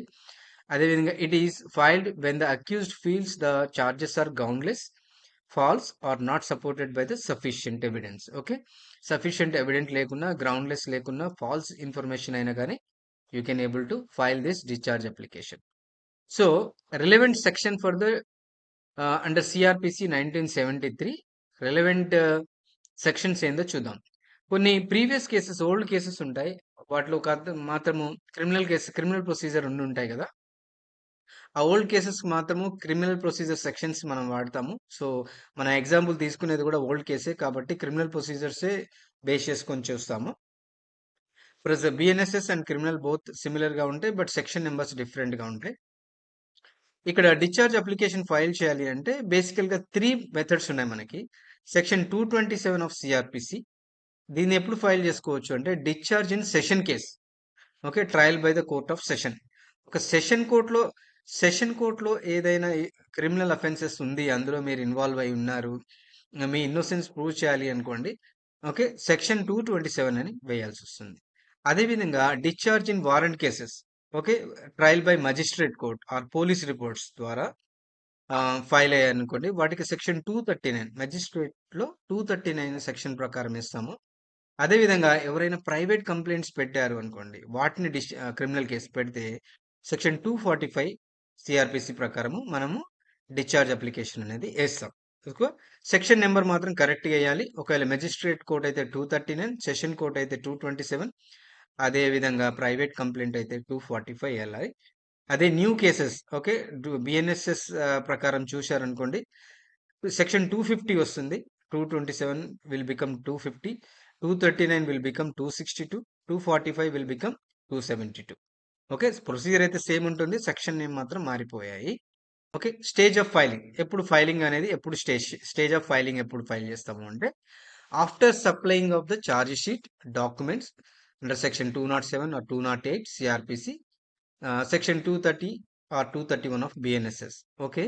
చార్జ్ షీట్ అనేది కోర్టులో ఫైల్ చేసిన తర్వాత ఎగ్జామినేషన్ స్టేజ్ తర్వాత before framing of the issue మాత్రమే మీరు ఈ అప్లికేషన్ ఫైల్ చేసుకునే అవకాశం ఉంటుంది. ఒకవేళ ఆ స్టేజ్ దాటిన తర్వాత మీరు క్వాష్కి వెళ్ళడమే కానీ ఇది ఫైల్ చేసుకునే అవకాశం ఉండదు. Okay. So before charges are framed and ground for discharge. So what are the grounds? మీరు కామన్ గ్రౌండ్స్ ఏముంటాయంటే FIR charge sheet does not disclose the offence. ఎఫ్ఐఆర్లో కానీ చార్జ్ షీట్లో కానీ తను చేసిన క్రైమ్ని చూపియలేదు అనుకోండి. అదేవిధంగా నో ప్రైమా ఫేసి ఎవిడెన్స్, దానికి సరిపడు కారణాలు లేవనుకోండి. Contradictory or unreliable witnesses. Okay. Witnesses అనేది తప్పుగా చెప్పారు. కొన్ని విట్నెసెస్ అనేది ఇంప్రాపర్గా ఉన్నాయనుకోండి. Allegations absurd and inherently improbable. Okay. Allegations అనేది కనిపిస్తున్నాయి కానీ అవి ఇంప్రాపర్గా ఉన్నాయనుకోండి. అదర్వైజ్ డిలే కానీ ల్యాక్ ఆఫ్ శాంక్షన్ కానీ అబ్యూస్ ప్రాసెస్ కానీ. సో ఇలా డిఫరెంట్ డిఫరెంట్ గ్రౌండ్స్ బేస్ చేసుకొని మనము డిశ్చార్జ్ అనేది ఫైల్ చేసుకునే అవకాశం ఉంటుంది. కోర్టుకున్న ప్రత్యేక అధికారాలు ఏముంటాయంటే సో ఒకవేళ మీ మీద అలిగేషన్స్ అనేది ప్రాపర్గా లేకపోతే కోర్టు వాటిని పరిగణించి మిమ్మల్ని కేసులో నుంచి రిమూవ్ చేసే అవకాశం ఉంటుంది. సో సెషన్ కోర్టులో అండర్ 227 ఆఫ్ సిఆర్పిసి చూస్తే okay power to discharge the accused if no sufficient ground exist for proceeding. Okay. ఒకవేళ ప్రాపర్ ఎవిడెన్స్ లేకపోతే వాళ్ళని నేమ్ రిమూవ్ చేస్తారు. అదేవిధంగా judge may record reasons in writing. Okay. అదేవిధంగా he can consider documents filed by the prosecution and hear both the side. Okay. మీరు prosecution వారు file చేసిన cases observe చేసి తర్వాత వినొచ్చు. అదేవిధంగా if there is a grave suspicion charges must be framed. If suspicion is only weak or groundless or discharge follows. Okay. వీటిని weakness ఒకవేళ గ్రౌండ్‌లెస్‌గా ఉన్నాయనుకోండి అక్యూజేషన్స్, అప్పుడు డిశ్చార్జ్ అయ్యే అవకాశం ఉంటుంది. మెజిస్ట్రేట్ అండర్ సెక్షన్ 239లో చూస్తే పోలీస్ రిపోర్ట్ కేసెస్ మీద చేస్తాం కదా మెజిస్ట్రేట్ కోర్టులో. Magistrate can discharge if the charges appears గ్రౌండ్లెస్. Okay. Proper grounds లేకపోతే డిశ్చార్జ్ చేయొచ్చు.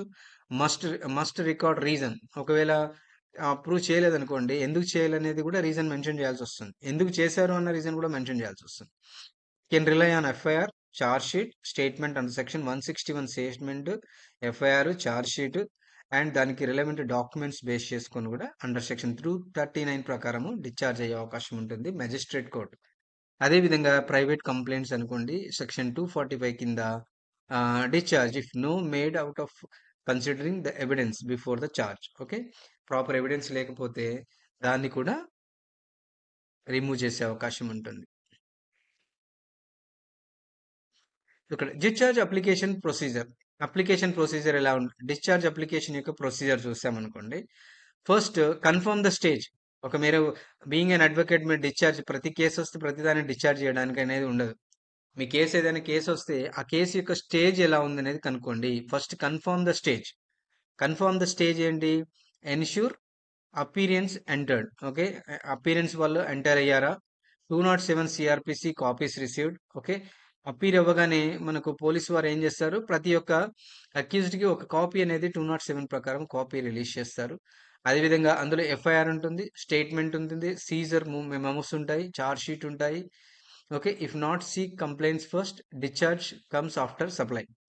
ఓకేనా. సో డిశ్చార్జ్ యొక్క స్టేజ్ అనేది ఫస్ట్ కేసు యొక్క స్టేజ్ కన్ఫర్మ్ చేసుకోండి.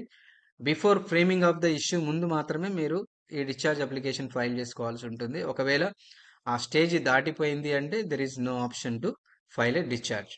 తర్వాత draft the criminal MP under section 239 or 262 BNS. Okay. ఒకవేళ మెజిస్ట్రేట్లో అయితే 239 తోటి ఫైల్ చేయండి. దాంట్లో cause title, jurisdiction paragraph, brief fact, specific ground, showing the charge groundless, అదేవిధంగా ప్రేయర్, ఈ డీటెయిల్స్ అన్ని అందులో మెన్షన్ చేస్తాం. అదేవిధంగా annexure material maybe rely. Okay. Material ఏదైతే ఉందో ఇంపార్టెంట్ డాక్యుమెంట్స్ అనేది ప్రొడ్యూస్ చేయాలి. Attach only prosecution papers already on record, FIR కానీ, complaint, charge sheet, site panchnama, 161 statement, enquiry is limited, police report and documents. Okay, so lot of the documents also you can produce. Okay, and list of authorities ఏంటంటే previous ఏమన్నా judgements వచ్చాయో చూడండి. One okay, add 1 page table, case, citation, properties, prepositions పెట్టాలి. ఓకేనా. So list of authorities వచ్చేసి add 1 page టేబుల్లో authorities అనేది citations, previous జరిగిన కేసెస్, కొన్ని శాంపిల్ కేసెస్ ఉన్నాయి, దానికి రిలేటెడ్ కేసెస్ పెట్టండి. ఓకేనా. And affidavit and వకాలత్నామా. సో అదేవిధంగా డిశ్చార్జ్ అప్లికేషన్ ఫైల్ చేసేటప్పుడు ఎవరైతే ఫైల్ చేస్తున్నారో వాళ్ళకి సంబంధించిన అఫిడవిట్లు అనేది మెన్షన్ చేయాలి. అఫిడవిట్ అనేది nothing but it is a document, sworn document. అదేవిధంగా మీరు ఫస్ట్ టైం ఫైల్ చేస్తున్నప్పుడు మాత్రం వకాలత్ అనేది ఫైల్ చేయండి, ఆర్ మెమో ఆఫ్ అపిరెన్స్ అనేది ఫైల్ చేయండి. దానికి రిలవెంట్ స్టాంప్స్ అవన్నీ పెట్టేయండి. ఫైలింగ్ ఎట్ కోర్ట్ రిజిస్ట్రీ అంటే మీరు 2 ప్లేసెస్లో ఫైలింగ్ చేయొచ్చు అనుకున్నాం కదా. ఒకటి in the CC file criminal under section 239, register will give criminal MP number, pay nominal court fees, advocate welfare stamp as per the local rules, ask for posting for the hearing before the charge. Okay. So ఒకవేళ మీరు సెక్షన్లో produce చేయాలంటే direct సెక్షన్లలో మీ hearing రాకముందే మీరు దీన్ని filing చేసుకోవచ్చు. తర్వాత అందులో మెన్షన్ చేయండి హియరింగ్ బిఫోర్ ద చార్జ్కి ఇక్కడ మేము ఇది ఫైల్ చేసాము criminal MP under section 239 notify చేయండి. అదేవిధంగా అడ్వాన్స్ కాపీ సర్వీస్. సో అదేవిధంగా అడ్వాన్స్ కాపీస్ అనేది ఇవ్వాలి. ఎందుకంటే hand advance copies to the APP, assistant సరే పబ్లిక్ ప్రాసిక్యూటర్ గారు ఉంటారు కదా, వారికి ఏం చేయాలి, మీరు ఒక నోట్స్ ఒక కాపీ పంపించాలి. And in the practice to the de facto complaint council if represented and endorse service formal notice issued to be the court. So ఏదైనా సరే ఇప్పుడు డిశ్చార్జ్ అప్లికేషన్ ఫైల్ చేయాలి అంటే పీపీ గారికి కంపల్సరీగా ఒక set of the document and covering లెటర్తో వాళ్ళకి నోటీస్ ఇచ్చి వాళ్ళ దగ్గర నుంచి కూడా ఎక్నాలజ్మెంట్ సిగ్నేచర్ తీసుకోవాలి. అదేవిధంగా ప్రాసిక్యూషన్ రిప్లై. నెక్స్ట్ వచ్చి the APP may file a counter or argue that prima facie case exist. ఒకవేళ పబ్లిక్ ప్రాసిక్యూటర్ లేదు డిశ్చార్జ్ అప్లికేషన్ ఫైల్ చేసిన ప్రైమా ఫేసీలో మీరు ఉన్నారు అని కూడా వాళ్ళు కూడా మీకు అగెనిస్ట్గా మాట్లాడొచ్చు. ప్రూఫ్స్ ఉంటే వాళ్ళ దగ్గర ఏమైనా ప్రూఫ్స్ ఉన్నా ప్రొడ్యూస్ చేయొచ్చు. Keep your rebuttal ready, emphasize lack of ingredients, no. మీరు దానికి సంబంధించిన డాక్యుమెంట్స్ అన్ని రెడీగా పెట్టేసుకోండి. వాళ్ళు ఒకవేళ డిలే చేసినా, వాళ్ళు ఒక డినై చేసినా మీరు దాని ఆర్గ్యుమెంట్లో చెప్పుకోవచ్చు. నెక్స్ట్ ఏంటంటే ఓరల్ హియరింగ్ ఉంటుంది, రిటర్న్ ఆర్గ్యుమెంట్ ఉంటుంది. సో ఒక రిటర్న్ ఆర్గ్యుమెంట్, ఓరల్ హియరింగ్ రెడీగా ఉంచుకోండి. ఎప్పుడైతే మీది అలో అయింది అనుకోండి, మీరు అలో అవ్వగానే వాళ్ళు కౌంటర్ ఫైల్ చేస్తే దానికి మేము హియరింగ్ చెప్తారు, దానికి మీరు కూడా హియరింగ్ చెప్తే దాన్ని బేస్ చేసుకొని కోర్టు వారు డిసిషన్ తీసుకుంటారు.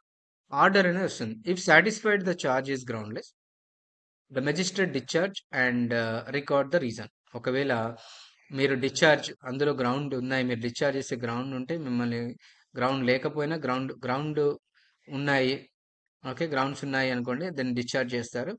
చేసి మిమ్మల్ని కేసులో నుంచి పంపించి రీజన్ మెన్షన్ చేస్తారు. ఒకవేళ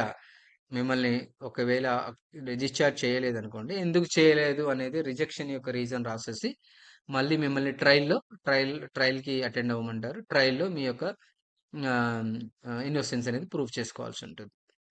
కోర్టులో ఏ విధంగా ప్రాసెస్ చేయాలి అనే దాని గురించి డిస్కస్ చేస్తే, నోటీస్, ఒక పీపీ గారికి అడ్వాన్స్ నోటీస్ అనేది ఖచ్చితంగా ఇవ్వాలి. ప్రొసీజర్ డిఫాక్టో కంప్లైంట్స్, ఒకవేళ పోలీస్ వారితో పాటు ఇంకెవరైనా కంప్లైనర్ ఉన్నారు, డిఫాక్టో కంప్లైంట్స్ అంటారు వాళ్ళని. Okay, since you have arrayed that complaint respondent in your criminal MP, serve them to either by RPAD or speed post yourself, or ask the court to issue notice. So, ఒకవేళ de facto complaints అంటే police వారు గాకుండా ఇంకా వేరే other కంప్లెయినర్ ఎవరన్నా ఉంటే వారికి కూడా మీ యొక్క డిశ్చార్జ్ అప్లికేషన్ ప్లస్ ఒక కవరింగ్ లెటర్ పెట్టి పోస్టల్ ద్వారా పంపియండి. నోటీస్ అక్నాలెడ్జ్ అయినట్టు చూసుకోండి. తర్వాత party service okay. Fastest and advance copy by you. So, one set court filing ఒకటేమో వన్ సెట్ కోర్ట్ ఫైలింగ్‌కి ఒక కాపీ ఉంచుకోండి. ఒకటి ఈపీ గారికి ఒక కాపీ. డిఫాక్టో కంప్లెయింట్ ఈచ్ కంప్లెయింట్‌కి ఒక కాపీ ఇవ్వండి. అదేవిధంగా ఒకటి ఆఫీస్ కాపీ, ఎక్స్‌ట్రా కాపీ ఒకటి మెయింటైన్ చేయండి. Okay. And hand over the advance copy to the learned assistant public prosecutor attached to your court and take the received copy. Okay. Endorsement. Date, signature, name. Okay. Many benches expect advance service to the PP before hearing. Okay. Section 239 hearing. తర్వాత send your criminal MP annexaries hearing slips to their postal address from the charge sheet by the registered post. Okay. Criminal MP annexures hearing slips ఏమైనా ఉంటే de facto complaints కూడా పంపించండి అంటున్నాను. Okay. On the next date file memo. Okay. ఆ date రోజు ఉన్నప్పుడు memo file చేయండి. Proof of service మీ పీపీ గారికి సర్వీస్ ప్రూవ్ చేసినట్టు ఒక ఎండార్స్మెంట్ లెటర్ వస్తుంది కదా, అది ఇవ్వండి.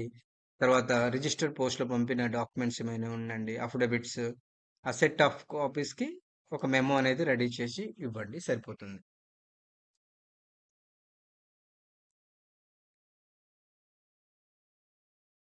ఓకే. సో, కొన్నిసార్లు ఏంటంటే మనమే కోర్ట్ ఇష్యూ చేస్తాము. Court also issue notices safe if address disputed. So, ఒక రిక్వెస్ట్ నోటీస్ ఇన్ యువర్ పిటిషన్‌లో ఒక రిక్వెస్ట్ నోటీస్ పెట్టండి. Kindly issue notice to R2 de facto complaint and learned council public prosecutor అని ఒక ప్రాసెస్ మెమో రాస్తే వాళ్ళు మన సెక్షన్ వాళ్ళే ఇష్యూ చేస్తారు. Okay. Process and mode. Payment process fee in the filing section. Submit process. Notice memos with full address. Ask for registered post, AD or special post. Okay, and the court prefer through the concerned police station criminal rules and circular orders contemplate the AD post intimidations and proof of on record. So when acknowledged returns, the court office tags them to the case file. You can also place a short memo referring to the service. So ఒకవేళ మీరు కూడా పంపించి ఉన్నారు అనుకోండి, ఒక memo file చేసి receipts add చేయండి, సరిపోతుంది. Okay. If you don't have reliable address for R2 ask the court issue notice. ఓకేనా. ఒకవేళ మీకు అడ్రస్ ప్రాపర్గా తెలియకపోతే కోర్టుని ఇష్యూ చేయమని చెప్పండి. Okay. Track postal delivery and print status page and it specific bench prefer email WhatsApp services. In addition send a soft copy attach screen shot to your memo. ఓకేనా. మీరు వాట్సాప్ ద్వారా కానీ అదేవిధంగా ఈమెయిల్ ద్వారా కానీ పంపించి దాని స్క్రీన్ షాట్ కానీ ప్రింట్అవుట్ తీసేసి ఒక మెమో రాసి మెమో ద్వారా దాన్ని అటాచ్ చేయమంటున్నాడు. Okay. File at criminal section registry. Okay. మీరు బెంచ్ మీద డైరెక్ట్ ఇవ్వచ్చు, లేదు అంటే బిఫోరే మనము సెక్షన్లో క్రిమినల్ సెక్షన్లోకి వెళ్ళి submit petition, affidavit, vakalat, annexures ఏమైనా ఉంటే annexures, index, process memo, memo of service with proof and the office will scrutinize if okay pagination attestation addresses and stamps వేసి if any office objection cure them and refile. ఒకవేళ objections ఉంటే మళ్ళీ దాన్ని పంపియండి, రీపంపించాల్సి వస్తుంది. So these are the brief outlines. So ఇప్పుడు రియల్గా మనం ఒక కేసు డిస్కస్ చేసుకున్నాం కదా, ఆ కేసు రియల్ కేసు ఎలా మనం ఫైల్ చేస్తామో దాని గురించి చూద్దాము. సో ఇక్కడ నేను డిశ్చార్జ్ అప్లికేషన్ అనేది ఒకటి క్రియేట్ చేశాను. చూడండి, మనకు ఆల్మోస్ట్ ఒక 14 ఫైల్స్ క్రియేట్ చేయాల్సి వస్తుంది. ఓకే. ఫస్ట్ ఏంది అంటే ఒక పేపర్ బుక్ అనేది ఒక డాక్యుమెంట్ క్రియేట్ చేస్తాం. ఈ పేపర్ బుక్ అనే డాక్యుమెంట్లో సో ఇక్కడ నేను ప్రజెంట్ ఆ పార్టీ నేమ్స్ అనేది షో చేయట్లేదు. అండ్ విధంగా క్రిమినల్ సిసి నెంబర్ నేను మెన్షన్ చేయట్లేదు because the privacy purpose.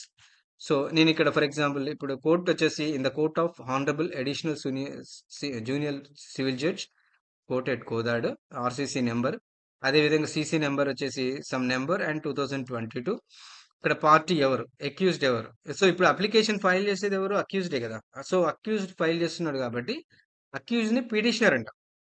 Petitioner accused అన్నాం. ఇక్కడ అక్యూజ్ నెంబర్ 1 and 2 ఇద్దరు కలిపి ఒకటే చేస్తున్నాను నేను. ఒకవేళ మీకు సివిఆర్టీని బట్టి ఒకవేళ A1 ఆల్రెడీ నిజంగానే కమిట్ చేశాడు, A3 A4 చేయలేదు, లేకపోతే A6 చేయలేదు అనుకోండి, A6 ఒక్కడే చేసుకోవాలి అనుకుంటే A6కి ఒక్కటే సపరేట్ చేసేయండి. లేదంటే A4 A3 రెండు రియల్గా సేమ్ ఇన్వాల్వ్మెంట్ ఉందనుకోండి, వాళ్ళిద్దరికి సంబంధించి ఇంకొకటి సేమ్ ఇలాగే ఫైల్ చేయండి అనమాట. ఓకే, ఎవరికి కావాల్సింది వాళ్ళకి ఇండివిజువల్ ఫైల్ చేయొచ్చు, అదేవిధంగా గ్రూప్ ఆఫ్ మెంబర్ కూడా ఫైల్ చేయొచ్చు అని చెప్పుకున్నాం కదా. అదే the state of Telangana represented by SHO PS Suryapet, ఇది R1. అండ్ ఇక్కడ డిఫాక్టో కంప్లైంట్ ఎవరైతే ఉందో ఆ కంప్లైంట్ నేమ్ R3 నేమ్ రాసేసి R2 R3 అని పెట్టేస్తాం, అయిపోతుంది. ఫస్ట్ ఈ పేపర్ బుక్ అనేది ఒక ఫస్ట్ పేజీ. ఈ పేజీలో మనం ఏమేమి పెడుతున్నామో లిస్ట్ అవుట్ చేయాల్సి వస్తుంది అనమాట. Paper book first particulars, exhibit number, page number and total. For example first వచ్చేసి డిశ్చార్జ్ అప్లికేషన్ అండర్ సెక్షన్ 239 ఒక డిశ్చార్జ్ అప్లికేషన్ ఎగ్జిబిట్ 1. అదేవిధంగా ఫ్రమ్ ఏ పేజీ నుంచి ఏ పేజ్ వరకు పేజ్ నెంబర్స్ 1 to 10 పేజెస్ వరకు, మొత్తం టోటల్ 10 పేజెస్. అదేవిధంగా affidavit A1 A2 affidavit file చేస్తున్నాను, exhibits 2 exhibits, page number. అదేవిధంగా list of documents are the true copies of their respective original and xerox. Okay, ఇందులో exhibit 3 వచ్చేసి ఇందులో 70 నుంచి 31 వరకు 14 పేజెస్ ఉన్నాయి. అదేవిధంగా లిస్ట్ ఆఫ్ సైటేషన్ అనేది ఎగ్జిబిట్ ఫోర్త్లో 33 to 45కి లిస్ట్ ఆఫ్ సైటేషన్స్ అనేది ఇచ్చాము. సో ఇది పేపర్ బుక్ ఫస్ట్ బుక్. మీరు అందులో ఇంకా అడిషనల్గా ఎన్ని పేజెస్ అయితే యాడ్ అయితే అన్ని పేజెస్ మీరు అకార్డింగ్ టు దట్ పెట్టుకోవాలి. సో ఇక్కడ జస్ట్ పెట్టేసి ఇక్కడ ప్లేస్ అండ్ డేట్ మెన్షన్ చేసి మీ అడ్వకేట్ సిగ్నేచర్ ఇక్కడ పెట్టేస్తే సరిపోతుంది. సో ఫస్ట్ పేపర్ బుక్ అనేది ఒకటి రెడీ చేస్తాం. ఓకే, పేపర్ బుక్ రెడీ అయిన తర్వాత డిశ్చార్జ్ అప్లికేషన్ అనేది ఇది మెయిన్ కదా. So next discharge application open చేద్దాం. సో డిశ్చార్జ్ అప్లికేషన్లో మీరు ఇక్కడ మ్యాటర్ అంతా ఇందులో మనం మెన్షన్ చేస్తాము. డిశ్చార్జ్ అప్లికేషన్లో first in the court of honourable first additional junior civil judge court Kodad and criminal MP number మనం ఇక్కడ ఇవ్వట్లేదు. బెంచ్ అయితే సెక్షన్ అయితే మీరు అందులో ప్రొడ్యూస్ చేయగానే మీకు క్రిమినల్ MP నెంబర్ ఇస్తారు, వాళ్ళు వేసేస్తారు. దీని మీద CC నెంబర్ ఉంటుంది, మీరు CC నెంబర్ వేయాలి. అదేవిధంగా ఎరైజింగ్ FIR నెంబర్ ఎక్కడైతుందో ఆ FIR నెంబర్ వేయండి. తర్వాత అదేవిధంగా ఇక్కడ అక్యూజ్డ్ అండ్ పిటిషనర్స్ వీళ్ళే కదా. సో ఎవరెవరు ఫైల్ చేస్తున్నారు, A1 A2 ఫైల్ చేస్తున్నారు. ఓకే, ఎవరికి పంపిస్తున్నాము, okay, R1 R2 R3. Okay, R1 అనేది పోలీసు వారు అంటే పబ్లిక్ ప్రాసిక్యూటర్ గారు, అండ్ మిగతా వాళ్ళు డిఫాక్టో కంప్లైంట్స్ అంటాం. ఇక్కడ టైటిల్ రాస్తాం ఏంది, petition preferred under section 239 of CRPC on behalf of the petitioner number 1 and 2 to discharge them in cause title case number అని ఆ కేస్ నెంబర్ అయ్యర్ మెన్షన్ చేస్తాం. And the permanent address service for all the notices court summons petitioners announce. So ఏ అడ్రస్కి అయితే సమాన్స్ మీరు తీసుకోవాలనుకుంటున్నారో అది ఒకవేళ అక్యూజ్ది కానీ పిటిషనర్స్ కానీ లేదంటే కోర్ట్ అడ్వకేట్ వారిది అయినా మెన్షన్ చేసుకోవచ్చు. ఓకే, సో ఇక్కడ most respectfully first brief fact అనేది రాయాలి, కేస్ బ్రీఫ్ ఫ్యాక్ట్. ఇక్కడ ఏంటి అంటే the petitioner humbly submit that via discharge petition that they are original accused number 1 2 okay 2 on the file of the honorable court arising from the FIR number on PS Suryapeta respondent number 2 impleaded in the petition respondent number 2 said FIR. The petitioner further party and content of the prosecution document instant case are to be read this version in the interest of justice. Okay, on the outset, it is submitted that the charge sheet filed respondent number 1, the criminal proceedings on file, the Honorable Court clear abuse of process of law and not in a compliance with the law established under Criminal Procedure Code. Okay, Rasesi, a true copy of the FIR. Okay, charge sheet and FIR annexary with 1. Annexary 1 laga FIR gani charge sheet పెట్టాడు. ఇక్కడ మనం అనుకున్న కేసెస్లో ground అనేది mention చేయాలి. First ఏ ground కింద discharge చేయాలి అనుకున్నారు. సో ఆ గ్రౌండ్ అనేది malicious and falsely allegation. Okay, malicious and falsely allegation, తప్పుడుగా వీళ్ళ పేరు కావాలని ఇరికిచ్చారు అనేది వీళ్ళ ఫస్ట్ గ్రౌండ్ రాశారు. ఓకే, ఇందులో ఫస్ట్ కంప్లైంట్లో ద బ్రీఫ్ ఫ్యాక్ట్ కంప్లైంట్ చూసాను. The brief fact of the case are 19/4/2022 at 3. Okay, the complaint aged 40 and occupation and so having land situated at the place. In 2004 they built up Tom grandfather and the same land well and located grandfather on the 230 village. So both have together illegally trespassed the complaint land along with JCB and damages 2 toms. Okay, 2 toms damage చేశారని ఇచ్చాడు.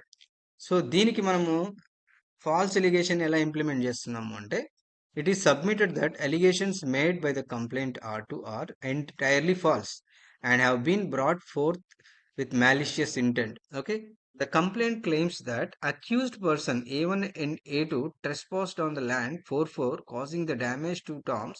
However, there is no direct credible evidence to the support the claim. A1 was away Vijayawada and labor work on the date of the alleged.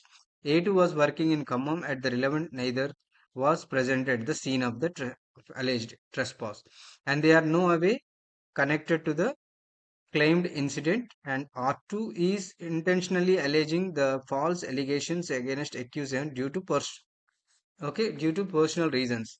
The parties involved having proper family disputes. A1 and A2 belong to the same community and relatives of the complaint, which indicates persons Vedanta part 2 more.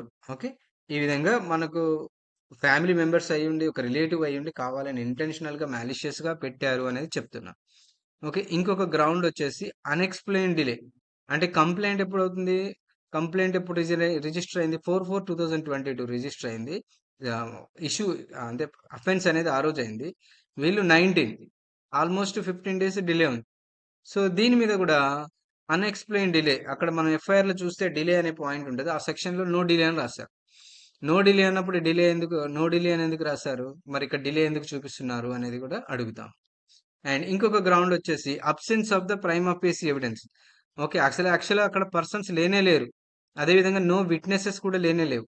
So వాళ్ళు a proper evidence అనేది produce చేయలేదు అనుకోండి. Oral complaint ఇచ్చారు, return complaint ఇచ్చారు, కానీ proper photos కానీ అక్కడ వాళ్ళు ఉన్నట్టు కానీ అక్కడ ఉన్న మెటీరియల్ ఏది కూడా ప్రొజెక్ట్ చేయలేదు. కాబట్టి ఆ మెటీరియల్ లేదు అని మనం ఇక్కడ absence of prime of facie evidence అనేది దాని మీద కూడా గ్రౌండ్ యూజ్ చేయొచ్చు.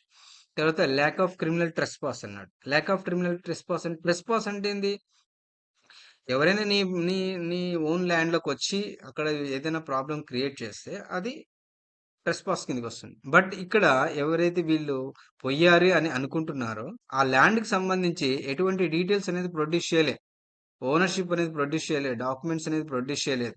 కాబట్టి మనం ఇక్కడ అడిగితే వాళ్ళు ఏం చేస్తారు, ఓనర్షిప్ అనేది ప్రొడ్యూస్ చేస్తారు. ఓనర్షిప్ ఉంటే అప్పుడు ఇది ఇది ఇన్వాలిడ్ అవుతుంది.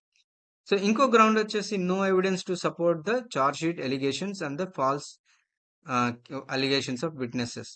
అదేవిధంగా no evidence support for charge sheet allegations and falsification witnesses అనేది లేరు అని చెప్పేసి ఇక్కడ కొంత ఇన్ఫర్మేషన్ రాసాము. అదేవిధంగా improper investigation by the police officer.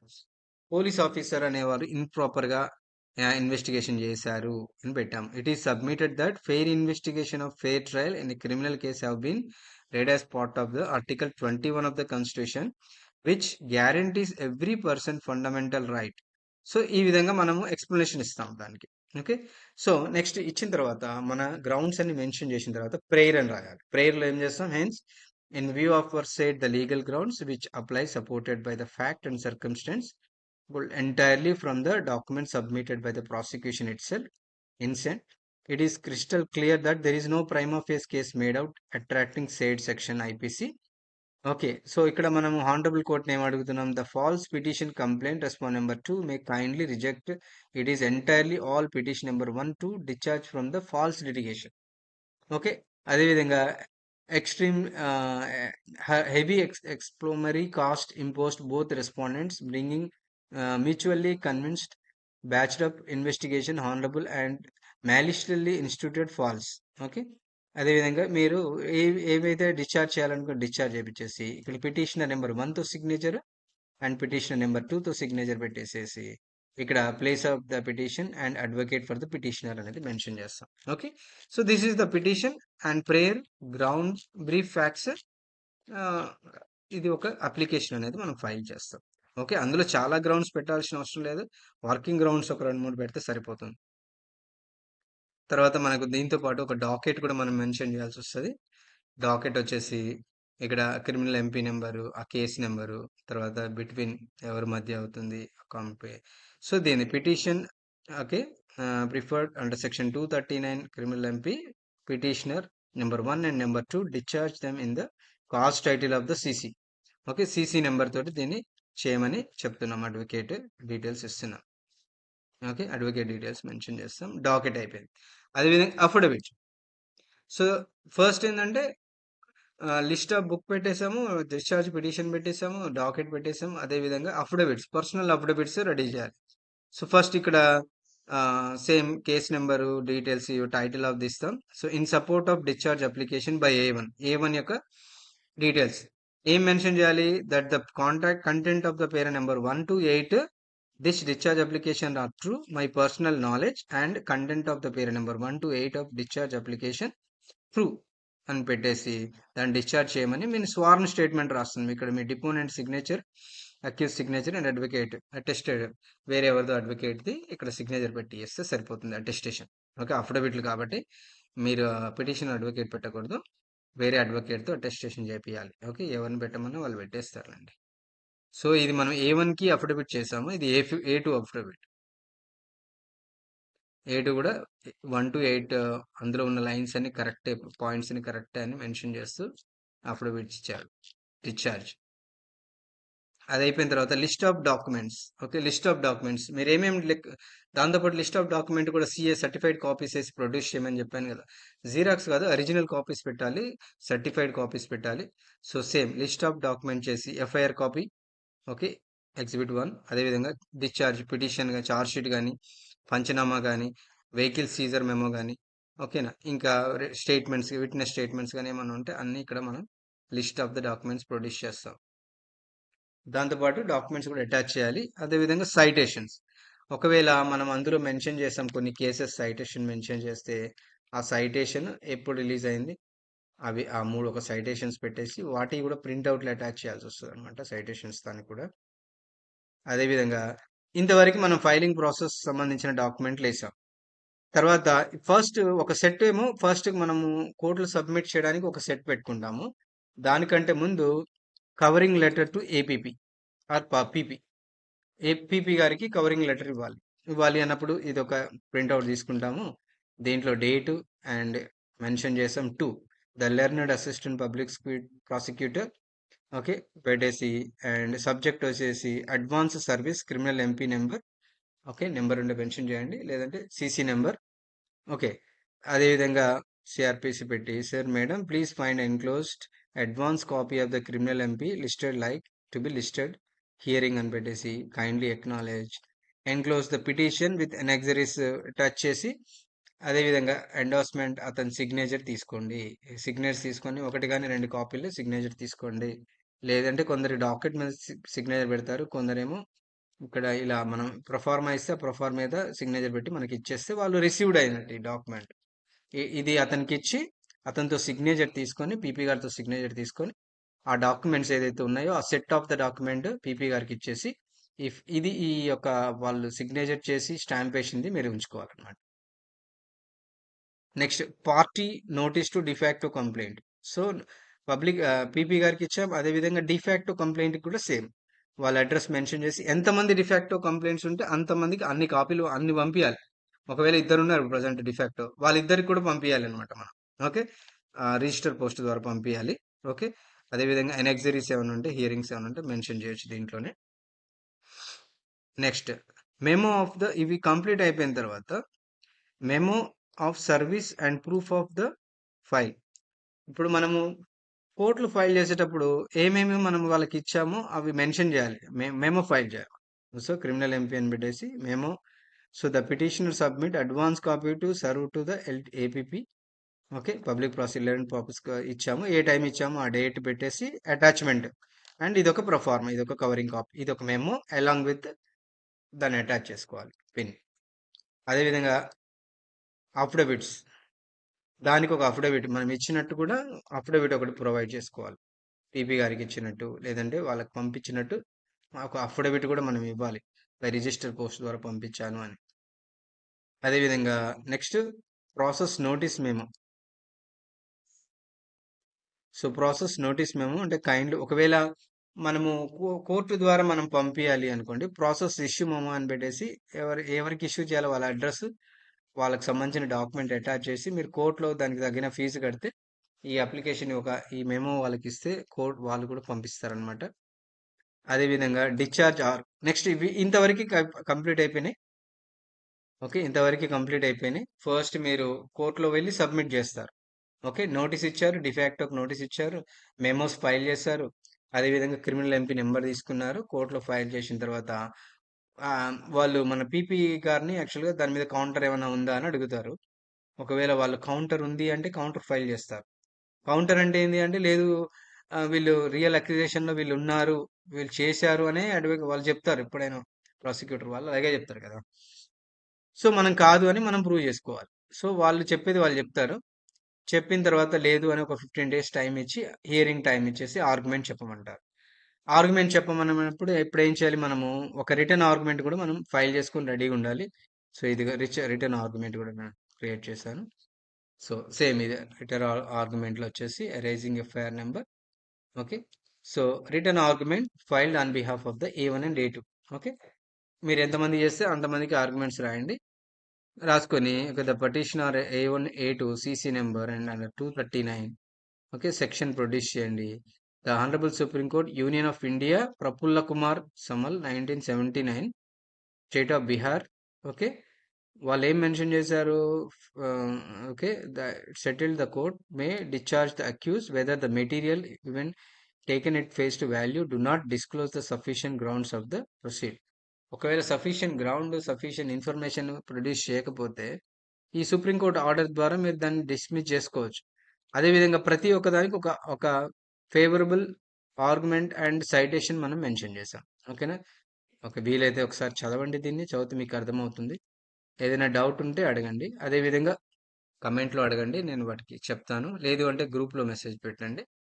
అదే లిస్ట్ ఆఫ్ అథారిటీస్ అన్నాం కదా, ఆ authorities okay the relevant case details కూడా ఒక పేజీలో సపరేట్గా ప్రింట్అవుట్ చేయండి, చేసుకోండి.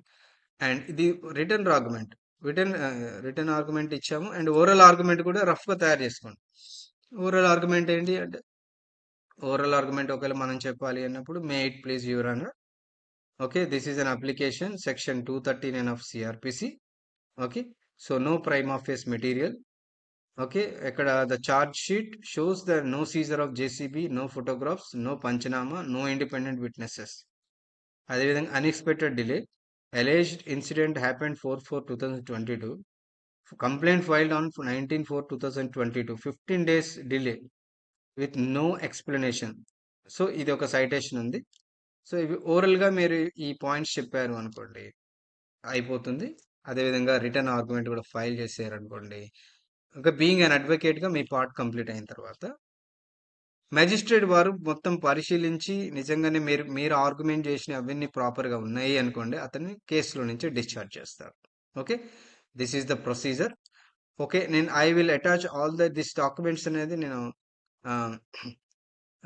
మన గ్రూప్లో షేర్ చేస్తాను. ఎవరైనా జాయిన్ కాని వాళ్ళు ఉంటే మన టెలిగ్రామ్ గ్రూప్లో జాయిన్ అవ్వండి. అందులో కూడా ఈ ఫైల్స్ అన్ని ఓకే డిశ్చార్జ్ పిటిషన్ సంబంధించిన ఫైల్స్ అన్ని అప్లోడ్ చేస్తాను. ఒకసారి పాసిబుల్ ఉంటే టైం ఉంటే రివ్యూ చేయండి.